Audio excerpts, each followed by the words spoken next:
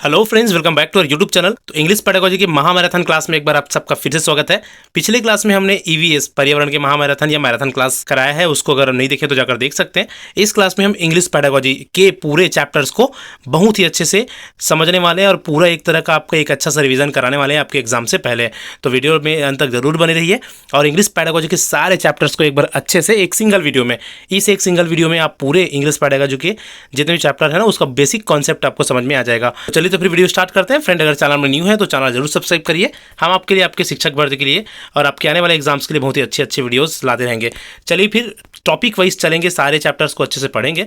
Chapter 1 को सबसे पहले देख लेते हैं कि क्या है चैप्टर 1। कुल आप लोगों को जैसे कि पता है कुल 9 चैप्टर्स में हमारे सिलेबस है इंग्लिश पेडागोजी का। पूरे 9 चैप्टर्स को इस वीडियो में हम डिस्कस करने वाले हैं। जो बेसिक कॉन्सेप्ट है ना इस चैप्टर का, पूरे 9 चैप्टर का, वो पूरा का पूरा कॉन्सेप्ट आपको क्लियर हो जाएगा। चलिए तो फिर वीडियो स्टार्ट करते हैं। सबसे पहले देख लेते हैं चैप्टर 1 को, लर्निंग एंड एक्विजिशन। ठीक है, एक्विजिशन एंड लर्निंग है चैप्टर नंबर 1, जिसको हिंदी में बोला जाता है अधिग्रहण या सीखना। एक्विजिशन मीन्स होता है अधिग्रहण और लर्निंग मीन्स होता है सीखना। दोनों क्या है, अब जो लैंग्वेज सीखने का अलग अलग तरीके हैं ना, भाषा सीखने के अलग अलग तरीके हैं। इसको अच्छे से देखते हैं। सबसे पहले बात करते हैं कि लैंग्वेज एक्चुअल में होती क्या है। तो language is a source to express our feeling.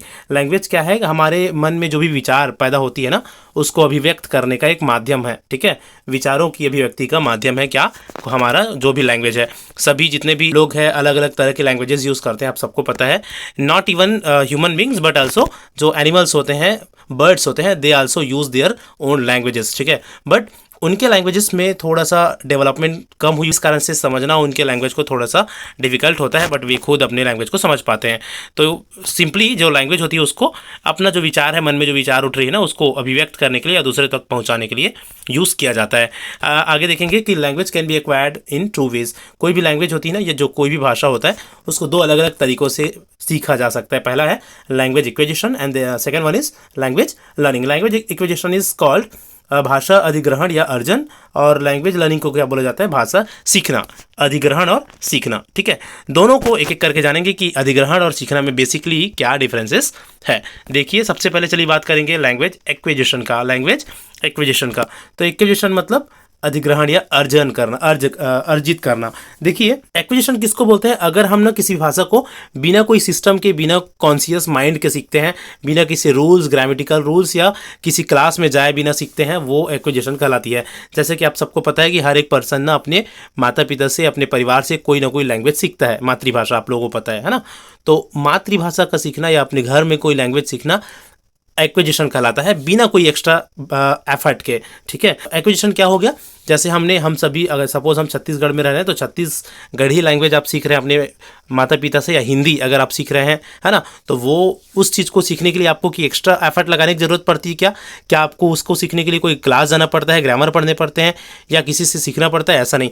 हम सुन सुनकर खुद प्रैक्टिस करके उसको सीख जाते हैं। हमको पता नहीं चलता कि हमने कब उस भाषा को बोलना सीख लिया। ठीक है, इसी को बोला जाता है कि एक्विजिशन एक क्या है, अनकॉन्शियस प्रोसेस है, यह ना, या सबकॉन्शियस प्रोसेस है। सॉरी, कौन सा प्रोसेस है, सबकॉन्शियस और नेचुरल प्रोसेस। इसमें कोई एक्स्ट्रा एफर्ट की जरूरत नहीं पड़ती। यहाँ पर आप देखेंगे बिना कोई सिस्टम और चेतन मन के व्याकरण नियम और मातृभाषा नियम जाने बिना अनौपचारिक रूप से सीखना, इसको अनौपचारिक या अनऑफिशियल लर्निंग भी बोलते हैं। ठीक है, आई होप कि आपको एक्विजिशन समझ में आया होगा।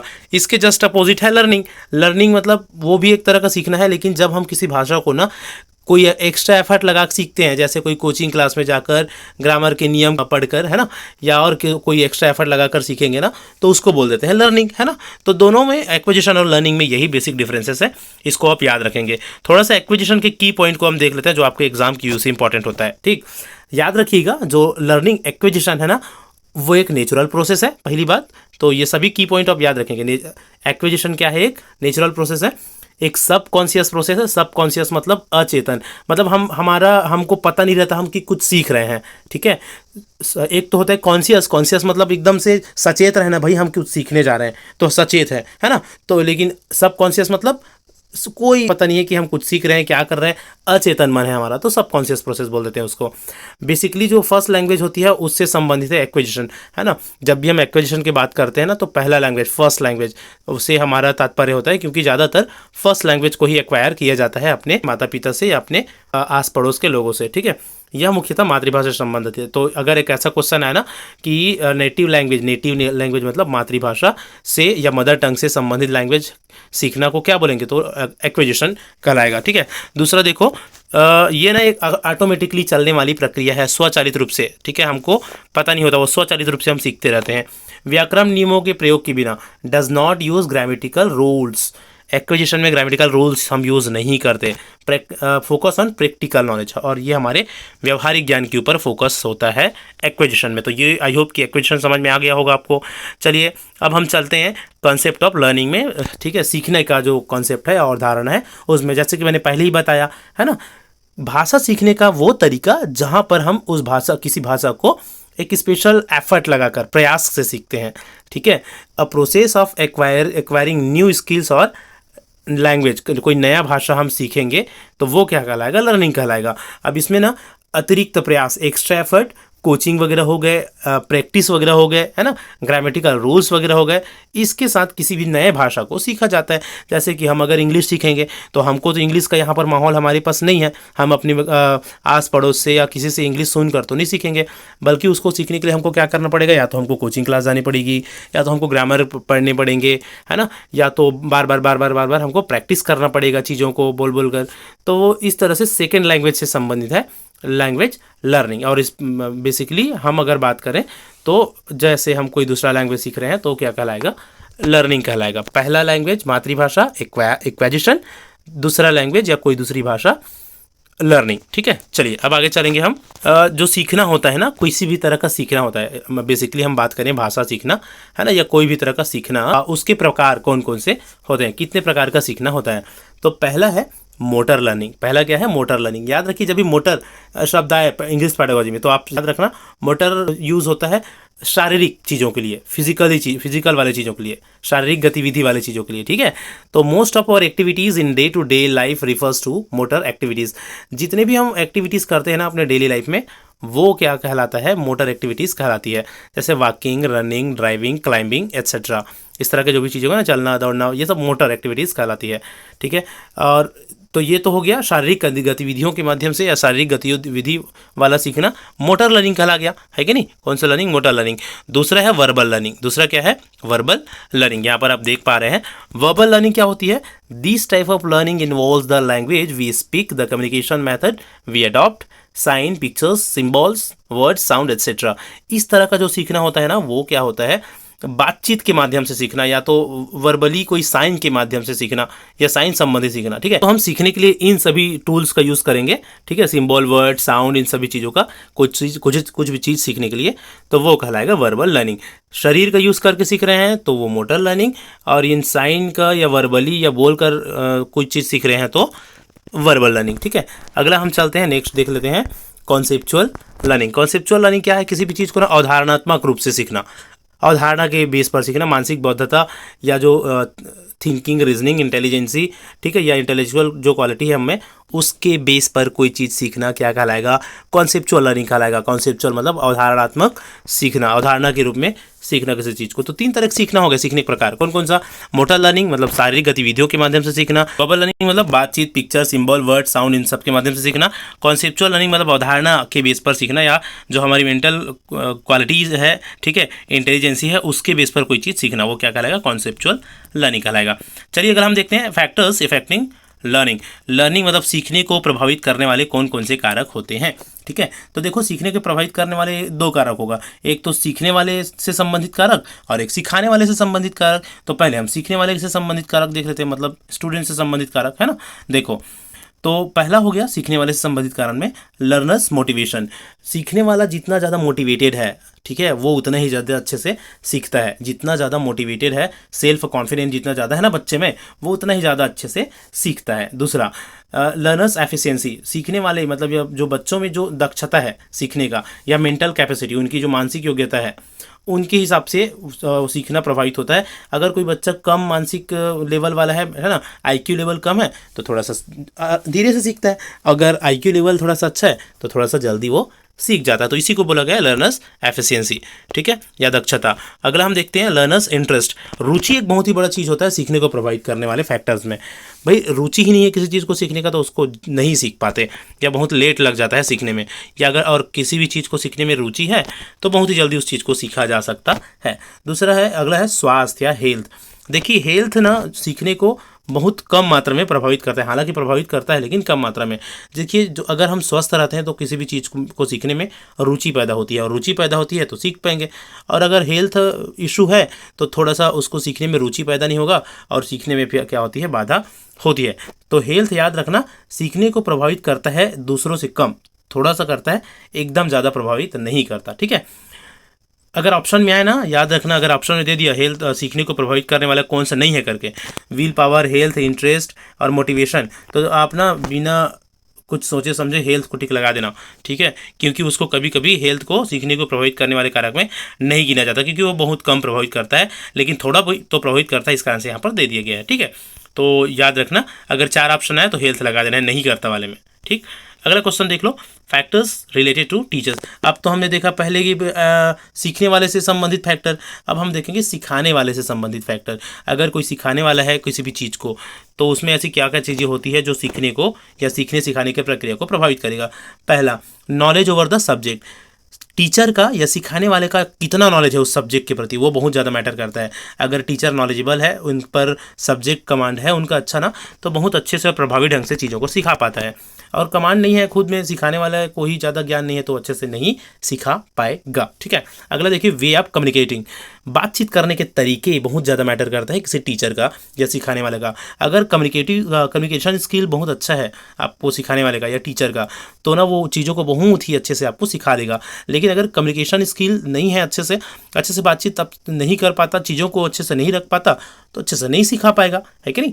चलो अगला देखो, टीचर्स पर्सनालिटी एंड एटीट्यूड। देखो पर्सनालिटी मतलब होती है व्यक्तित्व, और एटीट्यूड मीन्स होता है उसका सोच। तो एक शिक्षक की सोच और उसके व्यक्तित्व का भी प्रभाव पड़ता है सीखने सिखाने की प्रक्रिया में, ठीक है। याद रखिए, टीचर अगर बड़ा सोच वाला हो, अच्छा सोच वाला हो, तो अपने स्टूडेंट्स को बड़ी बड़ी चीज़ें और अच्छी चीज़ें सिखा सकते हैं। लेकिन टीचर ही सोच लिए कि नहीं भाई नहीं सीख सकते बच्चे, तो ये है वो है, तो भाई वो कहाँ सिखा पाएगा बच्चों को, बताओ, है कि नहीं। तो टीचर का एटीट्यूड ना बहुत ज़्यादा मैटर करता है लर्निंग प्रोसेस में।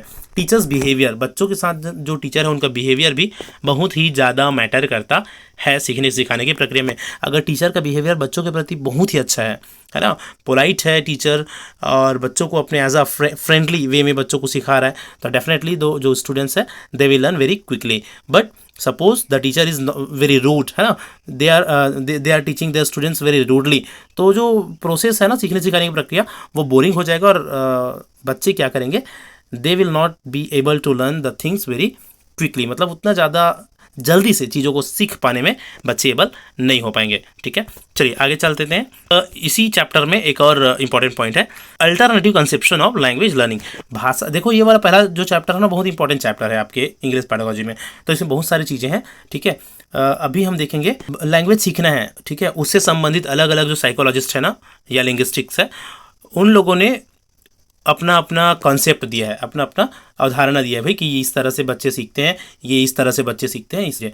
तो जितने भी साइकोलॉजिस्ट है, ठीक है, चाइल्ड साइकोलॉजिस्ट, उन लोगों के कॉन्सेप्ट को थोड़ा सा शॉर्ट में और जल्दी से देखते हैं। देखो जितने भी कॉन्सेप्ट देने वाले हैं साइकोलॉजिस्ट है ना, चाइल्ड साइकोलॉजिस्ट, उन लोगों ने अपने अपने अप्रोच बताए हैं, ठीक है। तो 2 तरह के अप्रोच यहाँ पर बढ़ जाते हैं। एक हो जाता है व्यवहारवादी सिद्धांत, जिसको बिहेवियरिस्ट अप्रोच वाले साइकोलॉजिस्ट बोलेंगे, और दूसरा कैटेगरी में आते हैं कॉग्निटिविस्ट अप्रोच वाले साइकोलॉजिस्ट, ठीक है, जिसको संज्ञानात्मक सिद्धांत भी बोला जाता है। तो बिहेवियरिस्ट मतलब नाम से क्लियर है, इन लोग व्यवहार में ज़्यादा ध्यान फोकस करेंगे भाई कि बच्चे व्यवहार से सीखते हैं, है ना, व्यवहारिक रूप से, बिहेवियरिस्ट, है ना। और दूसरा जो संज्ञान वाले बोले हैं कॉग्निटिविस्ट, उन लोग ना कॉग्निटिव डेवलपमेंट के ऊपर ज़्यादा ध्यान देते हैं, संज्ञानात्मक विकास के ऊपर, ठीक है। तो देखते हैं बिहेवियरिस्ट में कौन कौन आते हैं और कॉग्निटिविस्ट में कौन कौन आते हैं। तो याद रखिएगा, व्यवहारवादी अप्रोच वाले मतलब बिहेवियरिस्ट अप्रोच वाले कौन कौन है, थार्नडाइक है, स्किनर है और पावलोव है। इसको याद रखेंगे, कौन कौन, थार्नडाइक, स्किनर और पावलोव। और कॉग्निटिविस्ट अप्रोच वाले कौन कौन है, प्याजे है, वाइगोत्स्की है और नॉम चॉम्स्की है। प्याजे, वाइगोत्स्की और नॉम चॉम्स्की, ठीक है। तो ये दोनों ग्रुप को आप याद रखेंगे, ठीक है। चलो अब सभी को एक एक करके देख लेते हैं कि क्या, किसका, कौन और किस किस तरह से अपनी अपनी बातें इन लोगों ने रखा है। तो सबसे पहले देखते हैं बिहेवियरिस्ट मतलब व्यवहारवादी लोगों का।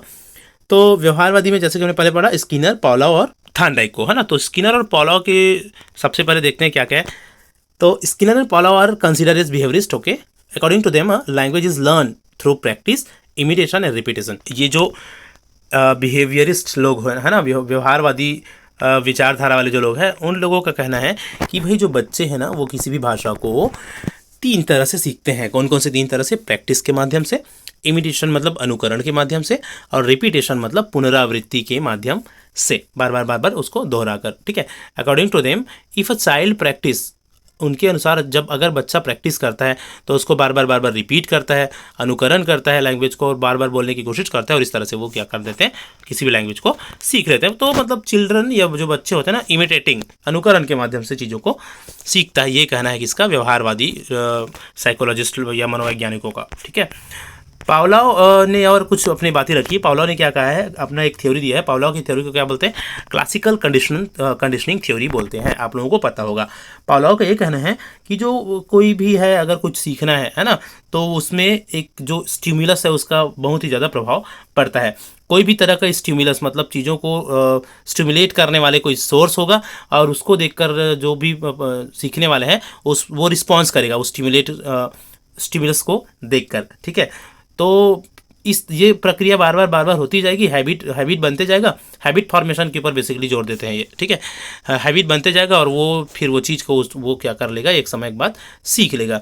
तो ना ये क्या कहलाता है? क्लासिकल, एक शास्त्रीय अनुबंधन, एक तरह का ना बंधन होता है। मतलब सेम चीज़ें एक समय में, निश्चित समय में होती रहती है। वही चीज़ निश्चित समय में होते रहेगा। तो फिर एक समय के बाद वो चीज़ ना, वो जो सीखने वाला है या जिसके साथ ये चीज़ हो रही है वो सीख जाता है। वो जैसे डॉग के साथ अपना प्रयोग किया था, आप जानते होंगे, है ना। डॉग को एक निश्चित समय में खाना देते थे, ठीक है। अब उस निश्चित समय में खाना देते थे ना, तो रोज जिस समय में खाना मिलता था, एक समय क्या आता था, जब भी उनको वो समय आता था ना, या जो घंटी बजती थी ना, तो उनके मुंह में खुद से ही जो सलाइवा है, लार वो निकलने लगते थे, ठीक है। तो फिर यही है ना, हैबिट हो गया, उनका आदत हो गया। तो इसी तरह से ये क्लासिकल कंडीशनिंग थ्योरी बोलते हैं इसके सिद्धांत को, पावलोव के थ्योरी को, ठीक है। याद रखना, क्लासिकल कंडीशनिंग थ्योरी किसका? पावलोव का। स्टिमुलस मतलब क्या होता है? उद्दीपक, ठीक है। और रिस्पॉन्स, ये दोनों याद रखना, स्टिमुलस एंड रिस्पॉन्स के ऊपर बेस्ड है। कोई भी ऐसा चीज़ें होगा एक स्टिमुलस के रूप में जो जिस चीज़ को देख कर क्या करेंगे, रिस्पॉन्स करते जाएंगे, हर बार ऐसा होगा और फिर वो सीख जाते हैं, ठीक है। उसके बाद हम चलते हैं कॉग्निटिविस्ट अप्रोच वाले साइकोलॉजिस्ट के ऊपर, ठीक है। इसमें कौन कौन से मनोवैज्ञानिक थे? इसमें जैसे कि हमने देखा, ठीक है, प्याजे थे, और प्याजे, वाइगोत्स्की और नॉम चॉम्स्की, ये तीनों हमने देखा था बेसिकली, मतलब मेन इसमें, है ना। इन लोगों का क्या कहना है? दिस कंसेप्ट स्टेट, सबसे पहले प्याजे का कंसेप्ट देखो। This concept say that learning starts with adaptation, assimilation and accommodation.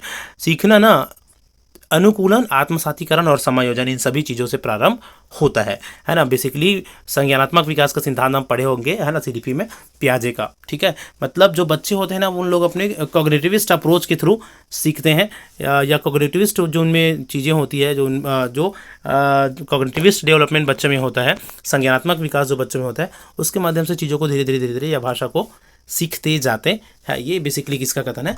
प्याजे का। तो अभी ना इंग्लिश में आप लोग बस इतना याद रखिए, कौन कौन सा ये जो की पॉइंट दिए गए, अडेप्टेशन, असिमिलेशन और अकोमोडेशन, इनसे कौन सीखते हैं? बच्चे सीखते हैं किसके तहत? प्याजे के हिसाब से, ठीक है। दूसरा नॉम चॉम्स्की क्या बोलते हैं भाई? इसका नॉम चॉम्स्की याद रखना। नॉम चॉम्स्की का सीधा कहना है कि बच्चे में ना जन्मजात प्रवृत्ति होती है सीखने का। जो बच्चा है वो एक लैंग्वेज लर्निंग डिवाइस की तरह काम करता है, ठीक है। इसको LAD या LLD बोला जाता है ना, LAD या LLD, लैंग्वेज लर्निंग डिवाइस या लैंग्वेज लर्निंग डिवाइस, ठीक है। तो जहाँ भी ना LAD या LAD ऐसा शब्द दिखे, आप याद रखना ये किससे संबंधित है? नॉम चॉम्स्की से। नॉम चॉम्स्की का कहना है कि जो बच्चा होता है वो खुद में अपने आप में एक लैंग्वेज लर्निंग डिवाइस है, जन्मजात प्रवृत्ति होती है बच्चे में भाषा सीखने का, ठीक है, आगे आते हैं वाइगोत्स्की के कॉन्सेप्ट में। तो वाइगोत्स्की जब भी दिखे सोशल इंटरेक्शन याद रखना, सामाजिक अंतःक्रिया। वाइगोत्स्की ये बताता है कि बच्चे सोशल इंटरेक्शन से किसी भी भाषा को सीखता है, सामाजिक अंतःक्रिया के माध्यम से। सामाजिक अंतःक्रिया मतलब आस पड़ोस के लोगों से, दोस्तों यारों से, खेल में, है ना, कम्युनिटी से, खेल के साथ या अंतःक्रिया के साथ किसी भी भाषा को सीखता है। तो इस तरह से पूरा ये कॉन्सेप्ट हो गया लर्निंग एंड एक्विजिशन का। पहला चैप्टर खत्म। आई होप कि आपको अच्छे से समझ में आया होगा। अब हम चलेंगे जल्दी से चैप्टर नंबर 2 में। चलिए, तो चैप्टर नंबर 2 में क्या है भाई? चैप्टर नंबर 2 है हमारा भाषा शिक्षण का सिद्धांत या प्रिंसिपल्स ऑफ लैंग्वेज टीचिंग। भाषा जो हम सिखा रहे हैं, कोई भी लैंग्वेज सिखा रहे हैं, उसके क्या प्रिंसिपल्स है या सिद्धांत कौन कौन से है ना। जैसे कि हमने भाषा डिस्कस किया, विचारों के अभिव्यक्ति का माध्यम में भाषा, है कि नहीं।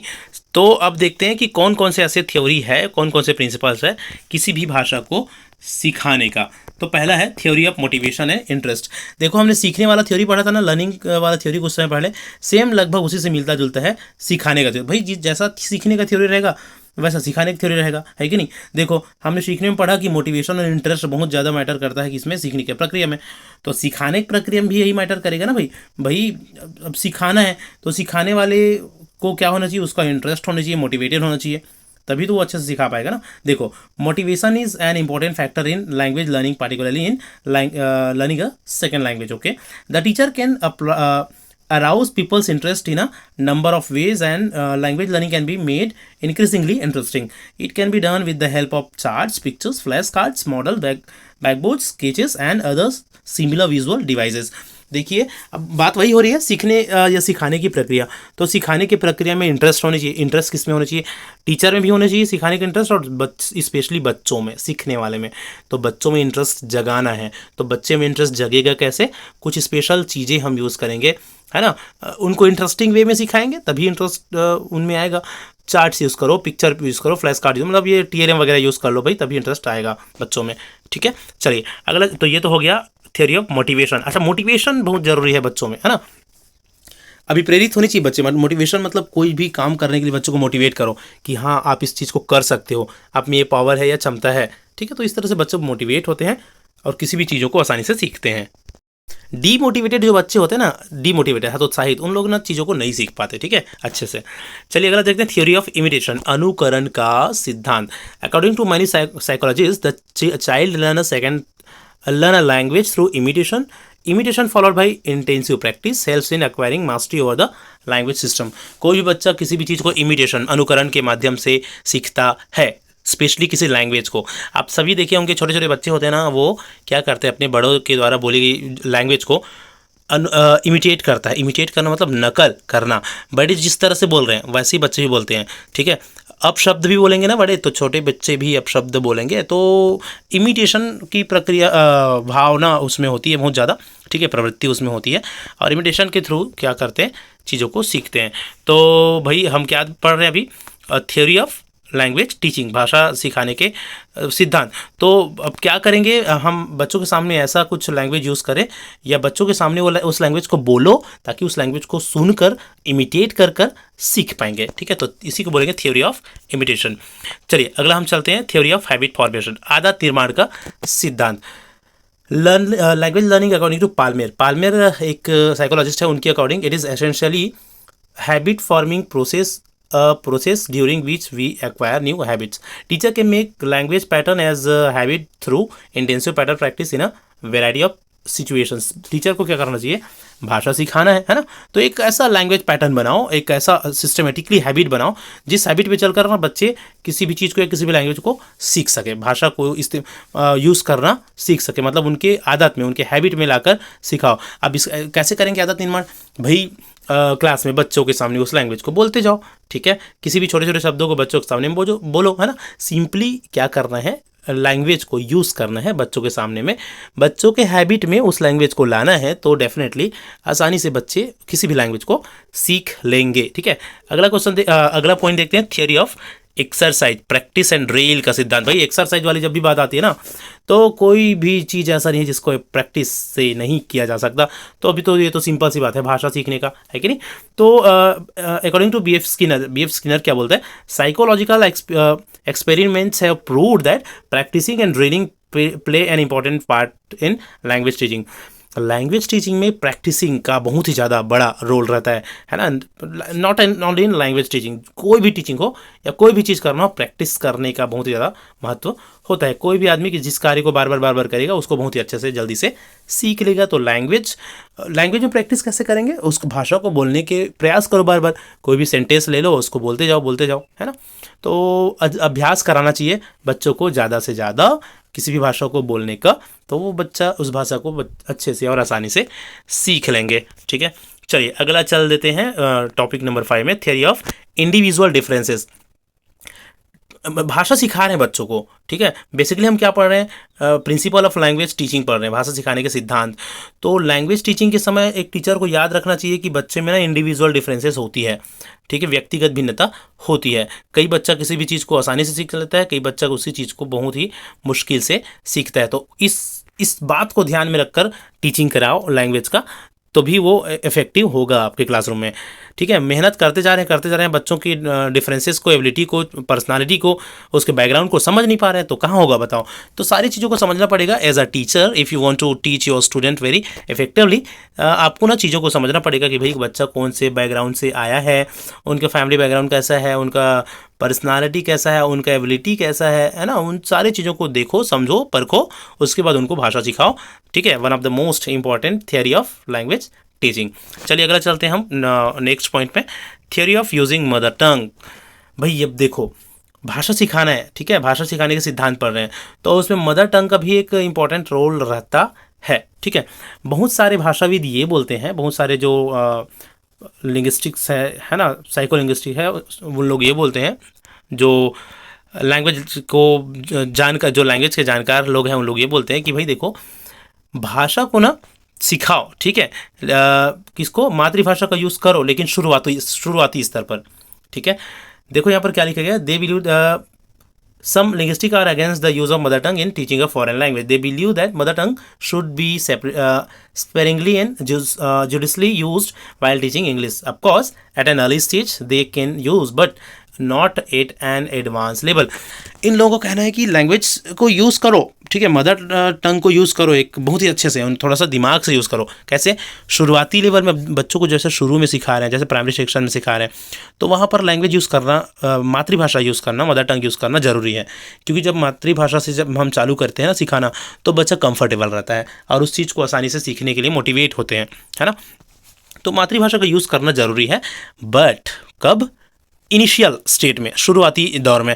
अब थोड़ा सीखने लगा बच्चा, थोड़ा सा चीज़ों को जानने लगा, अब उस बीच में मातृभाषा या मदर टंग को घुसाना क्या होगा, थोड़ा सा गलत होगा, ये मानना है बहुत सारे लिंग्विस्टिक या भाषाविदों का। ठीक है, मतलब एक एडवांस लेवल में आने के बाद ना, एडवांस लेवल में आने के बाद मदर टंग को दूर कर देने की सलाह देते हैं ये भाषाविद। अगला है theory of correlation, theory of correlation, सहसंबंधता का सिद्धांत। बच्चों में इंटरेस्ट पैदा करना है, ठीक है, तो उनको उनके रियल लाइफ से जोड़कर पढ़ाओ, रियल लाइफ से जोड़कर पढ़ाओ, टीच करो। ठीक है, जो भी उनके रियल लाइफ में वो लोग देख रहे हैं, उनको अनुभव कर रहे हैं, उनसे जोड़कर किसी भी चीज़ को सिखाओगे, चाहे भाषा ही क्यों नहीं सिखा रहे हो, बच्चे बहुत ही अच्छे से सीखेंगे उस चीज़ को डेफिनेटली। तो इसी को बोलते हैं थियरी ऑफ को रिलेशन, ठीक है, सहसंबंधता का सिद्धांत। अगला हम चलेंगे नेक्स्ट थ्योरी में, which is theory of ratio and series.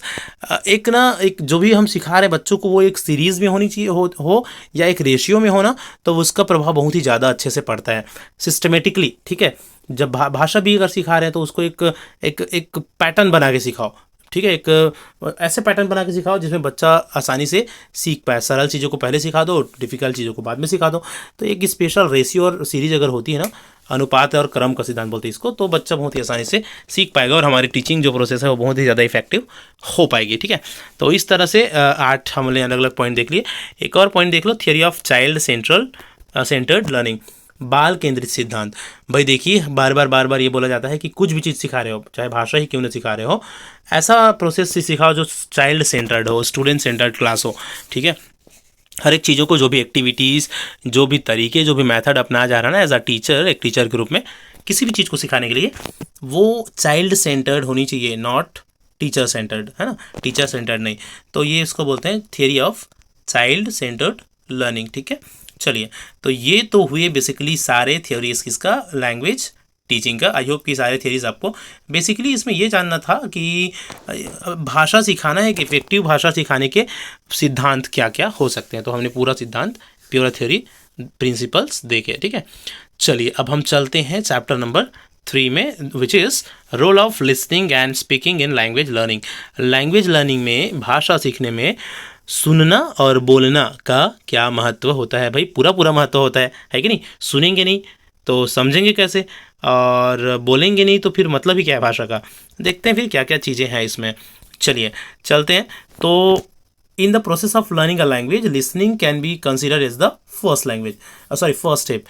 भाषा सीखने की प्रक्रिया में लिसनिंग सबसे पहला स्टेप होता है। आप लोगों को पता है LSRW, आप जानते हो सब, LSRW है ना, listening, speaking, reading and writing. तो पहला प्रोसेस क्या हो गया, लिसनिंग हो गया। सुनेंगे सबसे पहले, फिर उसको बोलने की कोशिश करेंगे। सुनने के बाद भाई जो सुने उसको, उसके बाद उसको पढ़ना स्टार्ट करेंगे, फिर लिखना स्टार्ट कर देंगे, है कि नहीं।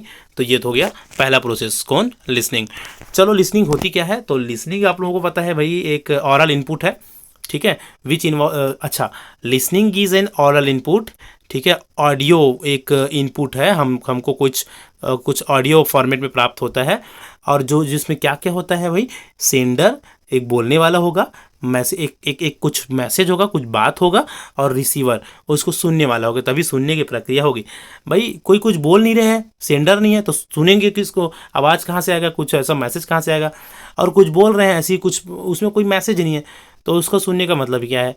या सिर्फ कान तक आवाज़ जा रही उसको बस सुनना नहीं बोलते हैं। किसी भी चीज़ को सुन, अर्थपूर्ण जो चीज़ें होती हैं ना उसको सुनना बोलते हैं, लिसनिंग, याद रखना, ठीक।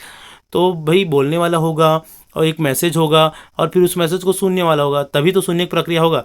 बोल रहे हैं मैसेज भी और सुनने वाला नहीं, रिसीव करने वाला नहीं है, तो सुनना कहाँ से होगा। तो याद रखिए जो लिसनिंग है ना उसमें 3 चीज़ें होना ज़रूरी है, सेंडर, मैसेज और रिसीवर, ठीक है। ओके, आगे देखो। When we listen something, we have to identify sound of speech and process them into words and sentences. Speech, rhythm, pronunciation, etc. are learned through listening. Okay, सुनकर हम क्या क्या सीख सकते हैं, स्पीच सीख। चलिए देखते हैं कि लिसनिंग के टाइप्स कौन कौन से हैं, या जो सुनने के प्रकार कौन कौन से होते हैं। तो पहला प्रकार है वही देखिए, डिस्क्रिमिनेटिव लिसनिंग, जिसको हिंदी में विभेदपूर्ण श्रवण बोलते हैं, है ना, डिस्क्रिमिनेटिव लिसनिंग। ये क्या है देखो, it is first developed at an very early age, and it is the most basic form of listening. It does not involve the understanding of the meaning of words and phrases, but merely the different sound that are produced. Discriminative listening का मतलब होता है भाई कि सिर्फ सुन रहे हैं। Very early as में क्या होता है, जब छोटे रहते हैं बच्चे, क्या होते हैं, कुछ बोलेंगे उन लोग सुनते तो हैं बेचारे, बट उसको समझ पाते हैं क्या, ठीक है, नहीं समझ पाते, सिर्फ सुनना होता है इसमें।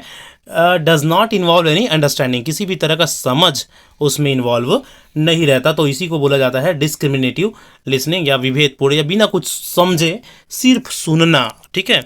ये मोस्ट बेसिक फॉर्म है किसका, लिसनिंग का। सबसे पहले छोटे बच्चे ऐसे ही रहते हैं, सिर्फ सुनते हैं, समझ में, तो इसको बोलते हैं छोटे बच्चों का सुनना, डिस्क्रिमिनेटिव लिसनिंग, ठीक है। अगला है कॉम्प्रीहेंसिव लिसनिंग। क्या, कॉम्प्रीहेंसिव लिसनिंग। कॉम्प्रीहेंशन का मतलब क्या होता है, समझ, तो स्पष्ट है, समझ के साथ सुनना, कॉम्प्रीहेंसिव लिसनिंग, ठीक है।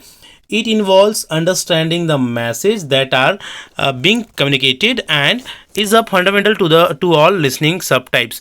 तो भाई comprehensive listening का मतलब सीधा सीधा हो जाएगा, समझते हुए सुनना। कैसे सुनना, समझते हुए सुनना, ज़्यादा कुछ नहीं बोलेंगे, सिर्फ इतना याद रखिए, समझते हुए किसी चीज़ को सुनना कॉम्प्रिहेंसिव लिसनिंग कहलाएगी, ठीक। चलिए आगे चलते हैं।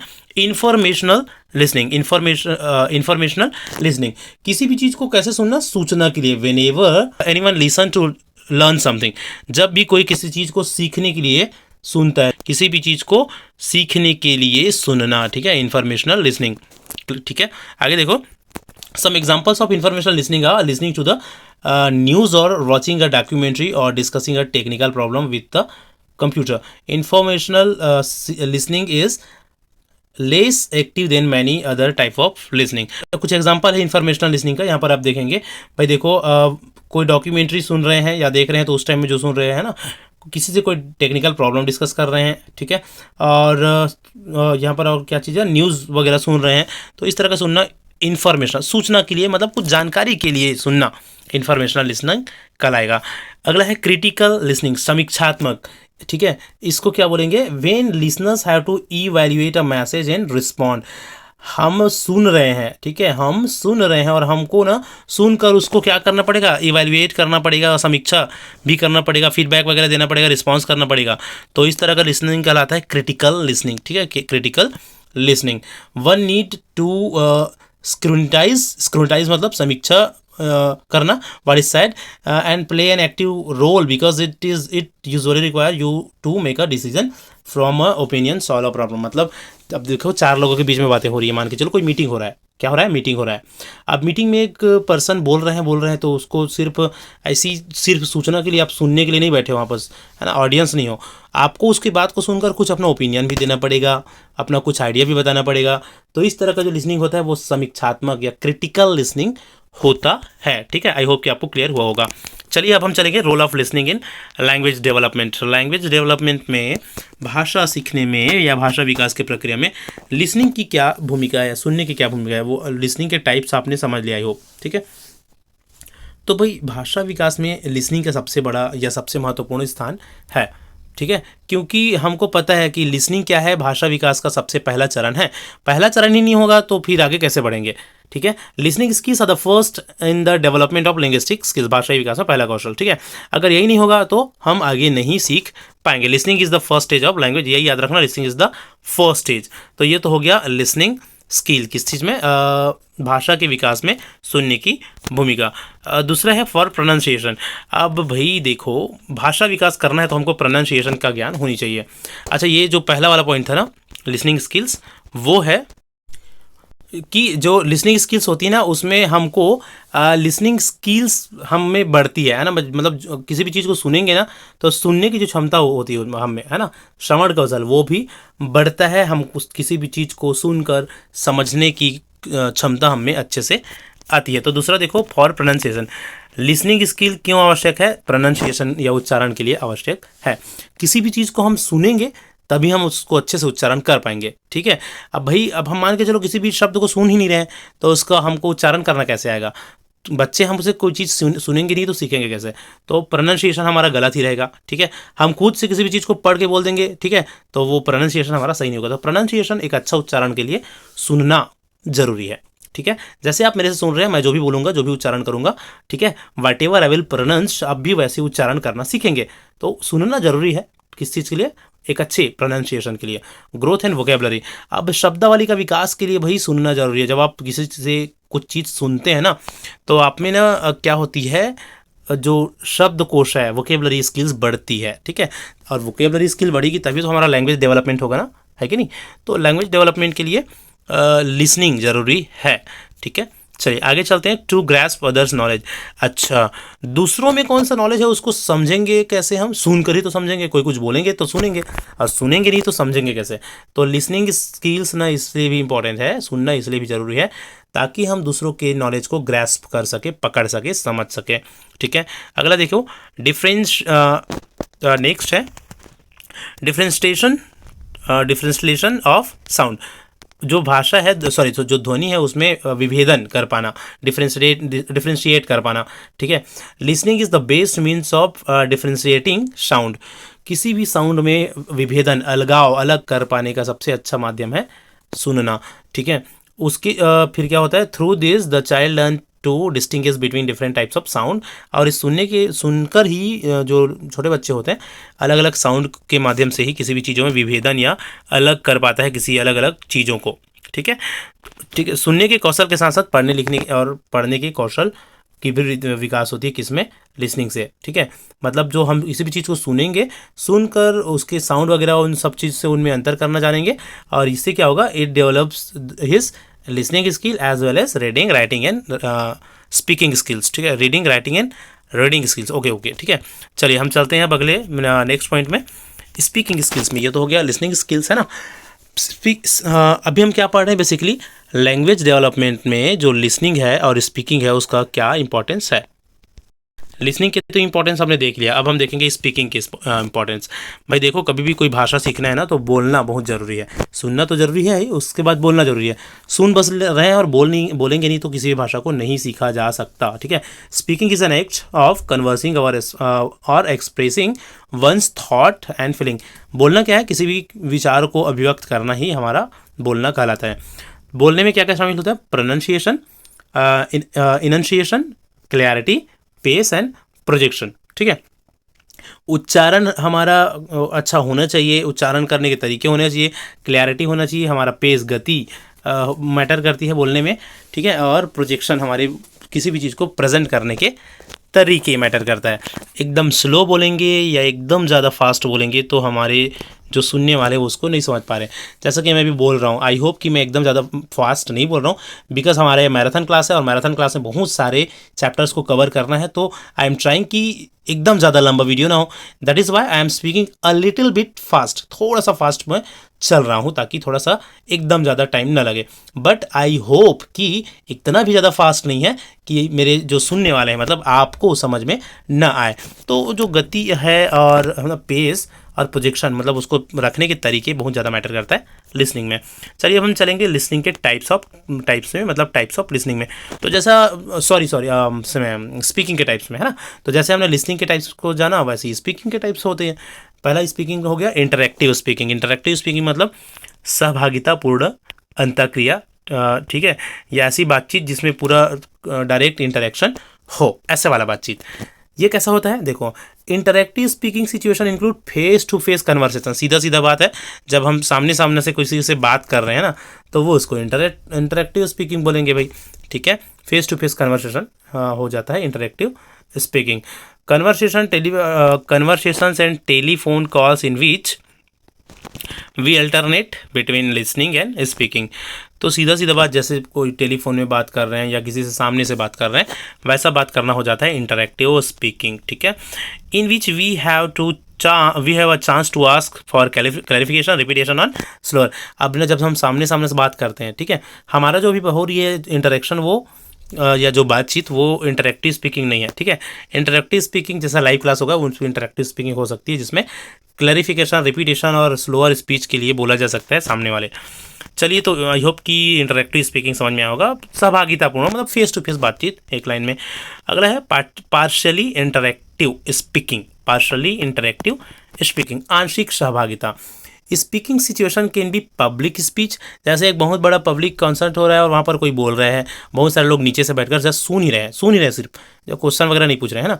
Where the conversation is that the audience does not interrupt the speech.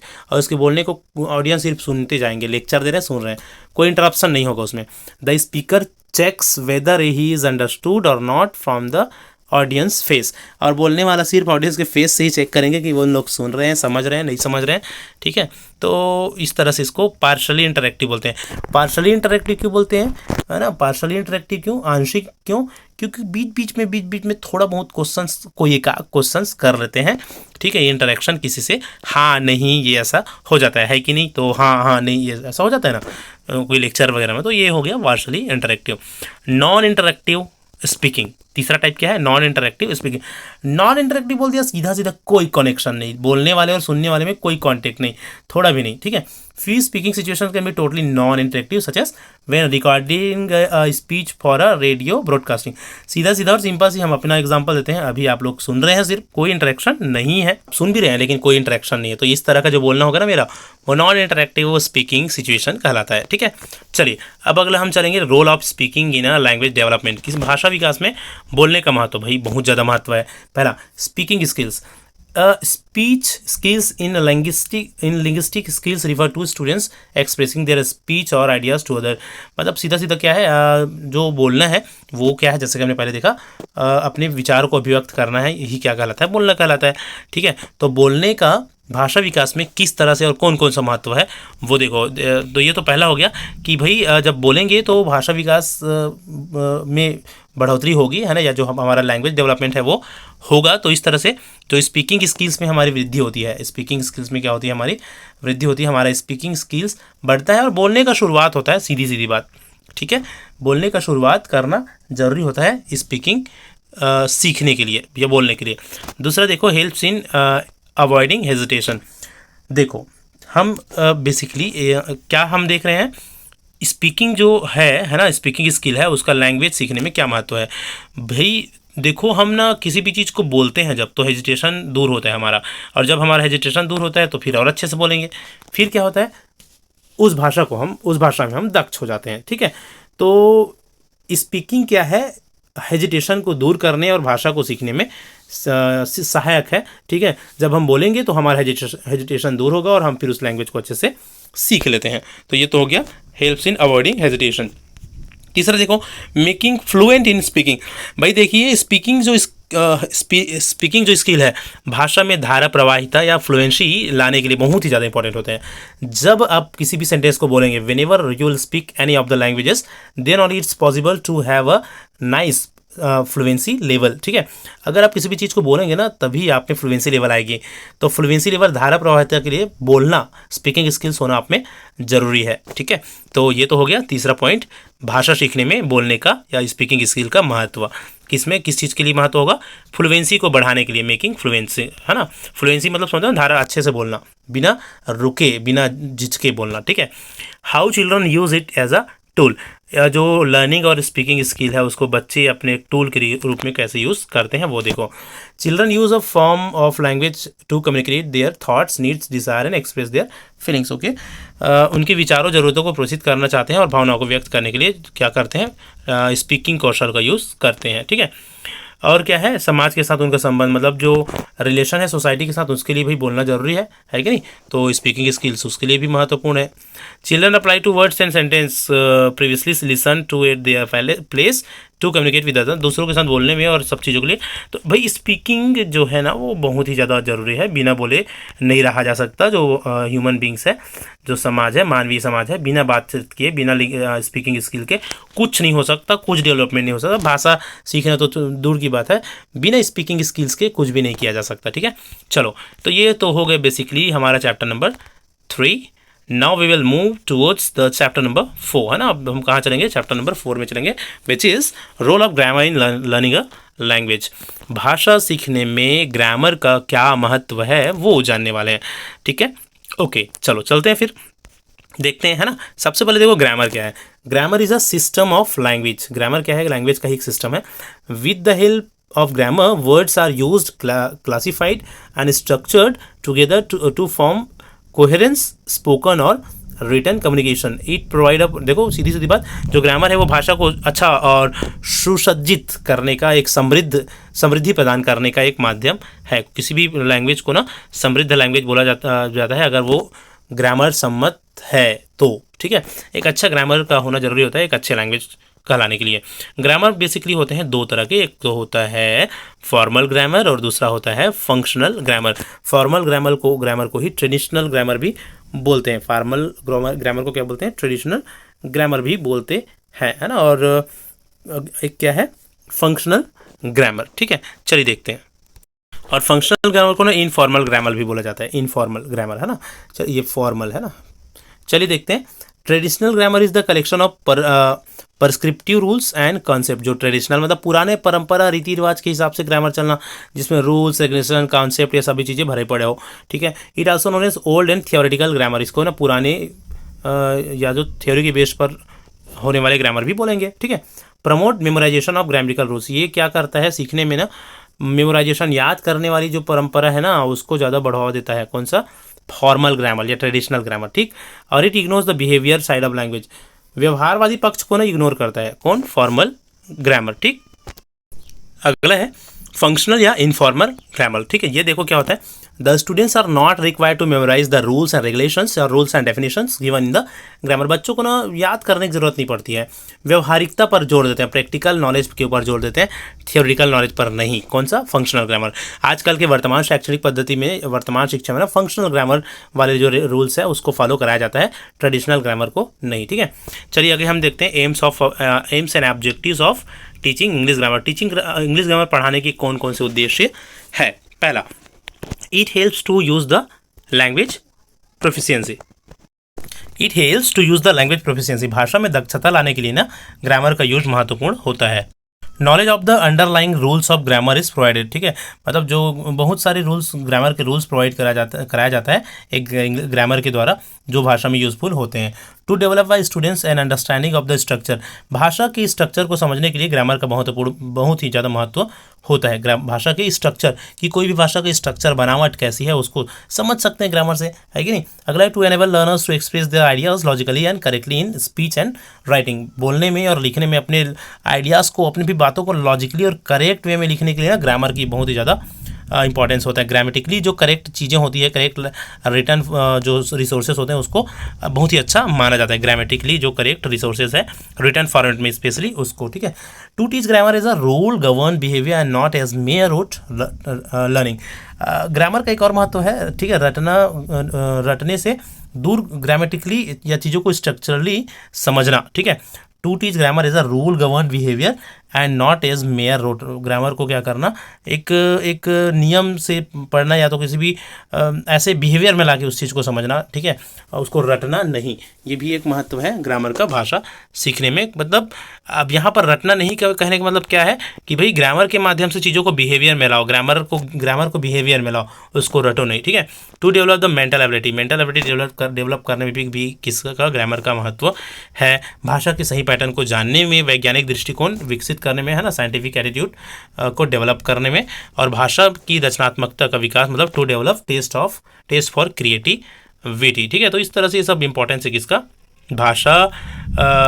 Grammar का भाषा सीखने में, ठीक है। अब हम चलेंगे method of teaching grammars. Grammar सिखाने के अलग अलग या ग्रामर सीखने के अलग अलग मेथड।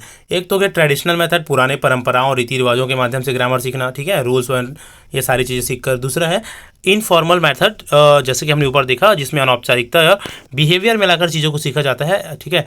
फॉर्मली औपचारिक रूप से नहीं बल्कि अनौपचारिक रूप से सीखा जाता है किसी भी ग्रामर को या किसी भी चीज़ों को। तो ये हो गया दो अलग अलग टाइप, ट्रेडिशनल मेथड और इनफॉर्मल मेथड। तीसरा है इंडक्टिव या डिडक्टिव मेथड, ठीक है। तो एक तो हो गया इंडक्टिव, दूसरा हो गया डिडक्टिव। इंडक्टिव मेथड मतलब है आगमन, जिसमें पहले उदाहरण के माध्यम से चीज़ों को समझते हैं, फिर उसके नियम वगैरह को जानते हैं, तो वो इंडक्टिव मेथड। ये भी ग्रामर में भी इंडक्टिव और डिडक्टिव मेथड यूज़ होता है, याद रखना, ठीक है।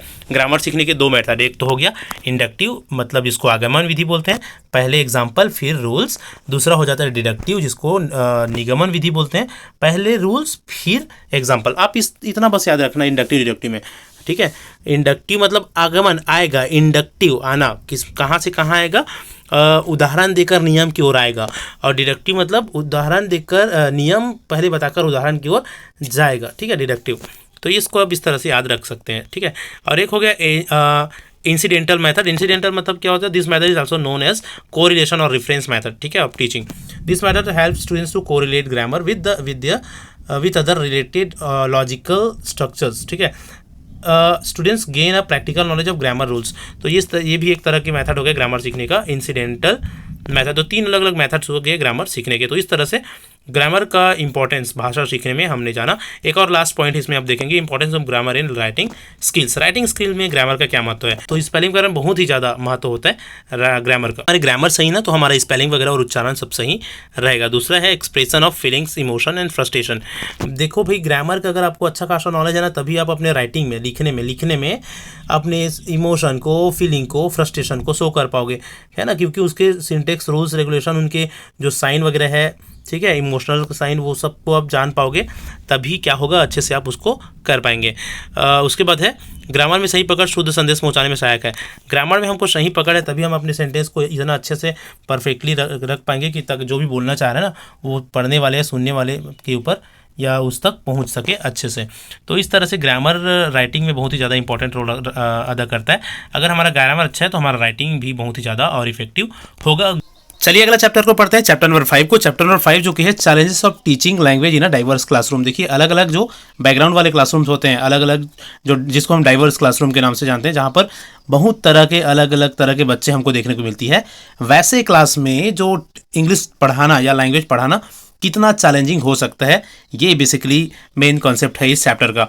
पूरे जो को अच्छे से देखेंगे और समझेंगे कि क्या क्या इसमें इंपॉर्टेंट फैक्टर्स हमको देखने को मिलती है।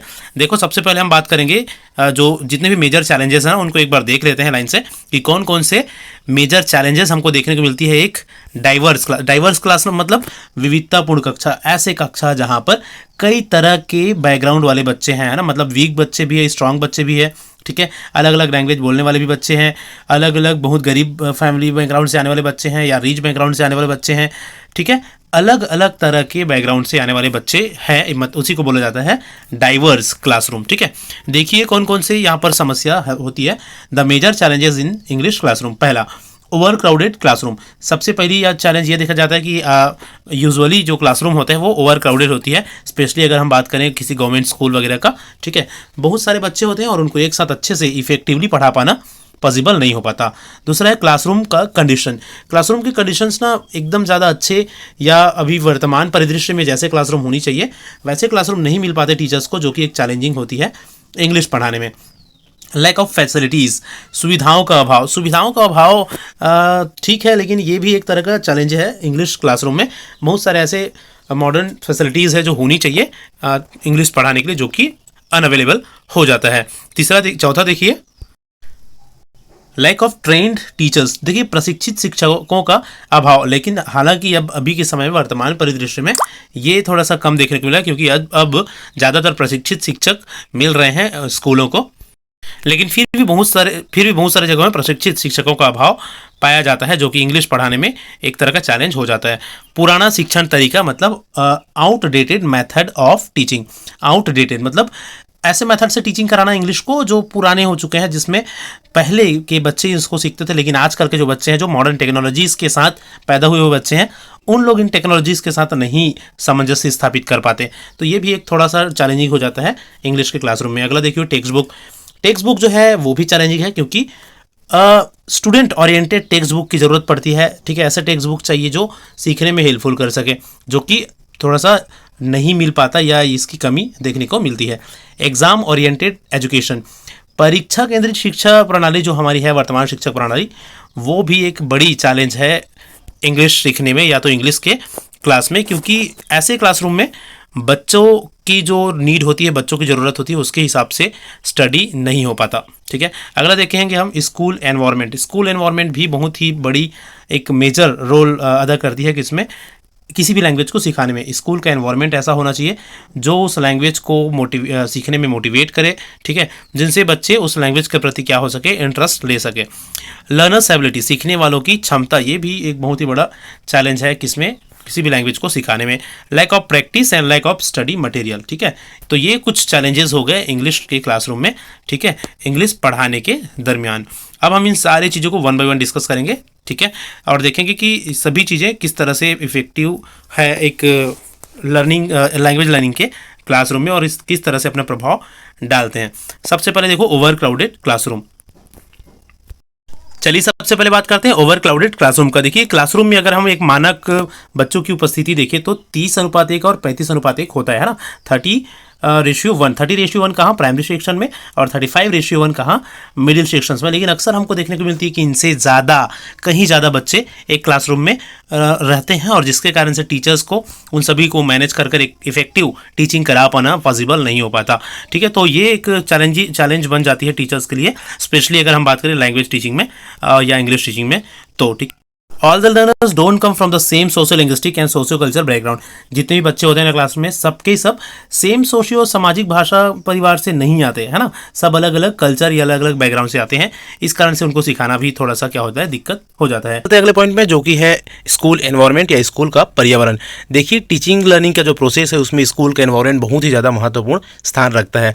अगर किसी भी स्कूल का एनवायरनमेंट या स्कूल का माहौल बहुत अच्छा है ना, या सीखने के लिए अनुकूल है, तो उस जगह में बच्चे बहुत ही अच्छे से सीख पाते हैं और वहाँ सिखा पाना भी बहुत ही ज़्यादा आसान होता है। लेकिन ख़राब स्कूल एनवायरनमेंट या बैड स्कूल एनवायरनमेंट जहाँ पर होती है, वहाँ पर सिखाने का जो प्रक्रिया है वो थोड़ा सा डिफ़िकल्ट या थोड़ा सा जटिल हो जाता है। तो ये भी एक बहुत ही इंपॉर्टेंट पॉइंट है किस चीज़ में, चैलेंजेस ऑफ टीचिंग लैंग्वेज में। ठीक है, क्योंकि देखिए जो एनवायरनमेंट है वो अगर फंक्शनल एनवायरनमेंट है, क्रियाशील एनवायरनमेंट है ना, तो वो उसमें इंग्लिश का जो टीचिंग है, कोई भी लैंग्वेज का टीचिंग है, वो बहुत ही अच्छा हो पाता है। ठीक है, लेकिन अगर पेसिवली एनवायरनमेंट जहाँ अगर मिले, वहाँ पेसिवली स्टूडेंट भी मिलते हैं, मतलब निष्क्रिय स्टूडेंट भी मिलेंगे, और उस जगह में फिर सिखा पाना एक चैलेंज हो जाता है। ठीक है, चलिए अब अगला चलते हैं नेक्स्ट पॉइंट में। नेक्स्ट पॉइंट देखते हैं स्कूल करिकुलम।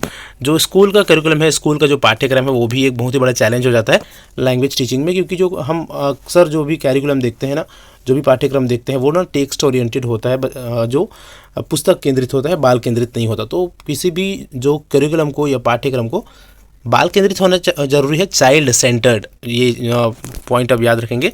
कैसा होना चाहिए? चाइल्ड सेंटर्ड, ठीक है, बच्चों से केंद्रित या बाल केंद्रित होनी चाहिए, तभी वो क्या होगा, एक अच्छा वहाँ पर टीचिंग प्रोसेस हो पाएगा। ठीक है, चलिए अगला पॉइंट देखते हैं। नेक्स्ट पॉइंट है फॉल्टी रीडिंग हैबिट्स।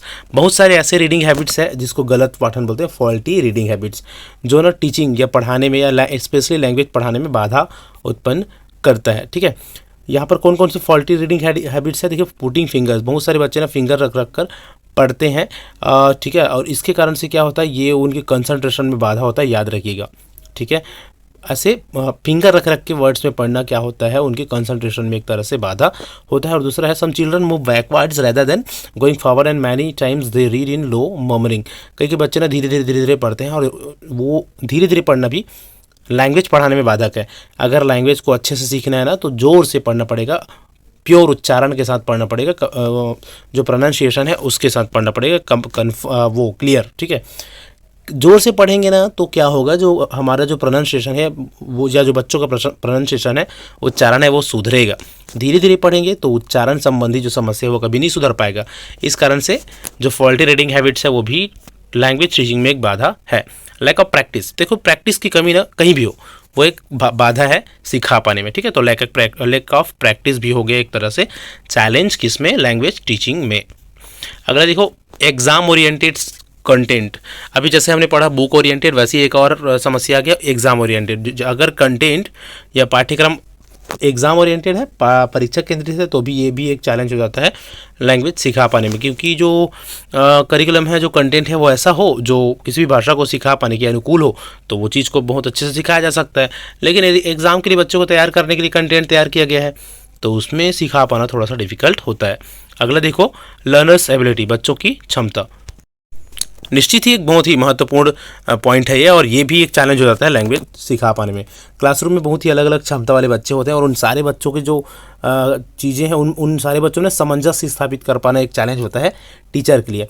क्योंकि अगर हम वीक बच्चों के ऊपर ध्यान फोकस करते हैं ना, तो क्या हो जाता है, जो स्ट्रॉन्ग स्टूडेंट्स है, जो एक्स्ट्राऑर्डिनरी स्टूडेंट्स है, उन लोग अपने आप को फिर क्या फील करने लगते हैं, उन लोग उनकी क्षमता के अनुसार अपने आप को एक अच्छा टीचिंग प्रोसेस में होना फील नहीं करते। लेकिन अगर हम उनके साथ जाते हैं तो वीक स्टूडेंट पिछड़ने लगते हैं, और ज़्यादा वीक स्टूडेंट को समझ में नहीं आता क्या पढ़ाया जा रहा है।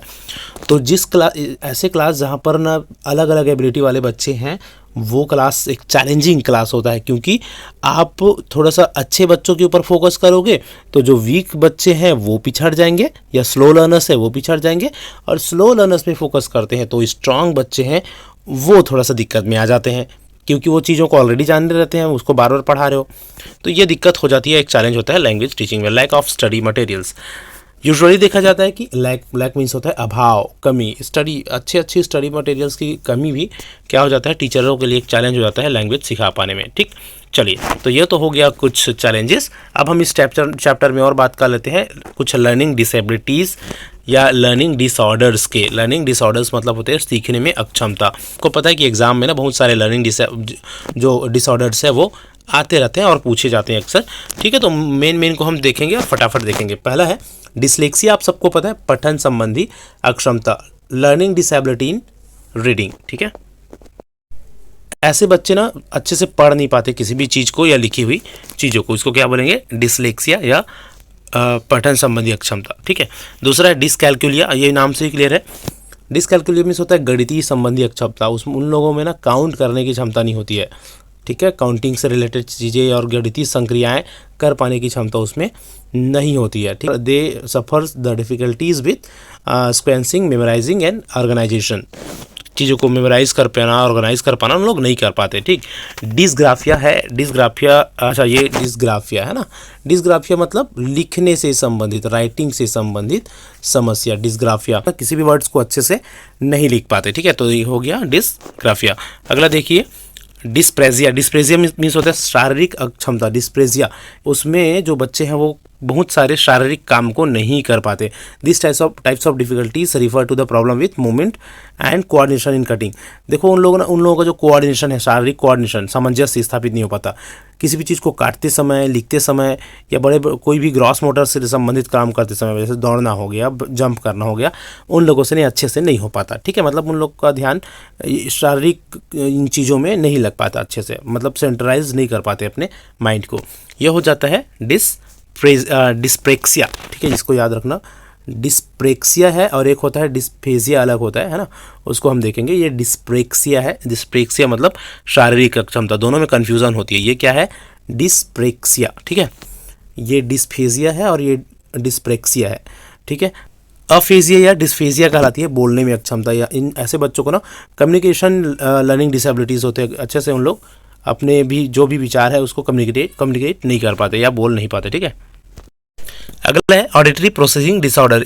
ये वाले जो डिसऑर्डर है ना, उसमें बच्चों को सुनने में अक्षमता होती है, उन लोग अच्छे से चीज़ों को सुन नहीं पाते। ऑडिटरी, यह नाम से क्लियर है ना, ऑडियो से रिलेटेड ऑडिटरी प्रोसेसिंग डिसऑर्डर, श्रवण संबंधी अक्षमता। विजुअल प्रोसेसिंग डिसऑर्डर मतलब विजुअल, फिर से वही नाम से क्लियर है, देखने से संबंधित डिसऑर्डर। यहाँ पर बच्चे अच्छे से देख नहीं पाते। ठीक है, अगला देखो ADHD। ADHD क्या होता है? Attention deficiency hyper activity disorder. Important है, याद रखेंगे। Attention deficiency hyper activity disorder. यहाँ पर ना बच्चे एकाग्रचित नहीं हो पाते, मतलब एक ही जगह में बैठना या किसी भी चीज़ पर फोकस करना वो नहीं कर पाते, ये है ना, ये इसको बोलते हैं, मतलब अटेंशन नहीं दे पाते किसी भी चीज़ पर, एकाग्रता नहीं हो पाता। ये भी इंपॉर्टेंट है, याद रखना। ADHD बोलते हैं शॉर्ट में, attention deficiency hyper activity disorder. Full form पूछा जा सकता है। ये एच से बोलते हैं हाइपर एक्टिविटी डिसऑर्डर। ऑटिज्म एक लास्ट है, ऑटिज्म मीन्स होता है स्वलीनता, मतलब स्वयं में लीन होना। ऐसे जो बच्चे होते हैं ना, उन लोगों को इधर उधर सामाजिक अंतःक्रिया, सोशल इंटरेक्शन से मतलब नहीं होता, उन लोग खुद में ही लीन होते हैं, अपने ही में लगे पड़े हैं। वो ये वाली जो समस्या है वो ऑटिज्म कहलाती है। क्या कहलाती है? ऑटिज्म कहलाती है। तो इस तरह से हो गए कुल डिसऑर्डर। चलिए, तो फिर ये कुल हो गए हमारे 5 चैप्टर। अब हम चलेंगे चैप्टर नंबर 6 में, लैंग्वेज स्किल्स, भाषाई कौशल। जैसा कि आप सबको पता है कि किसी भी लैंग्वेज को सीखने के लिए हम 4 अलग अलग स्टेप से, ये 4 अलग अलग चरण से गुजरते हैं। कौन कौन से 4 अलग अलग चरण?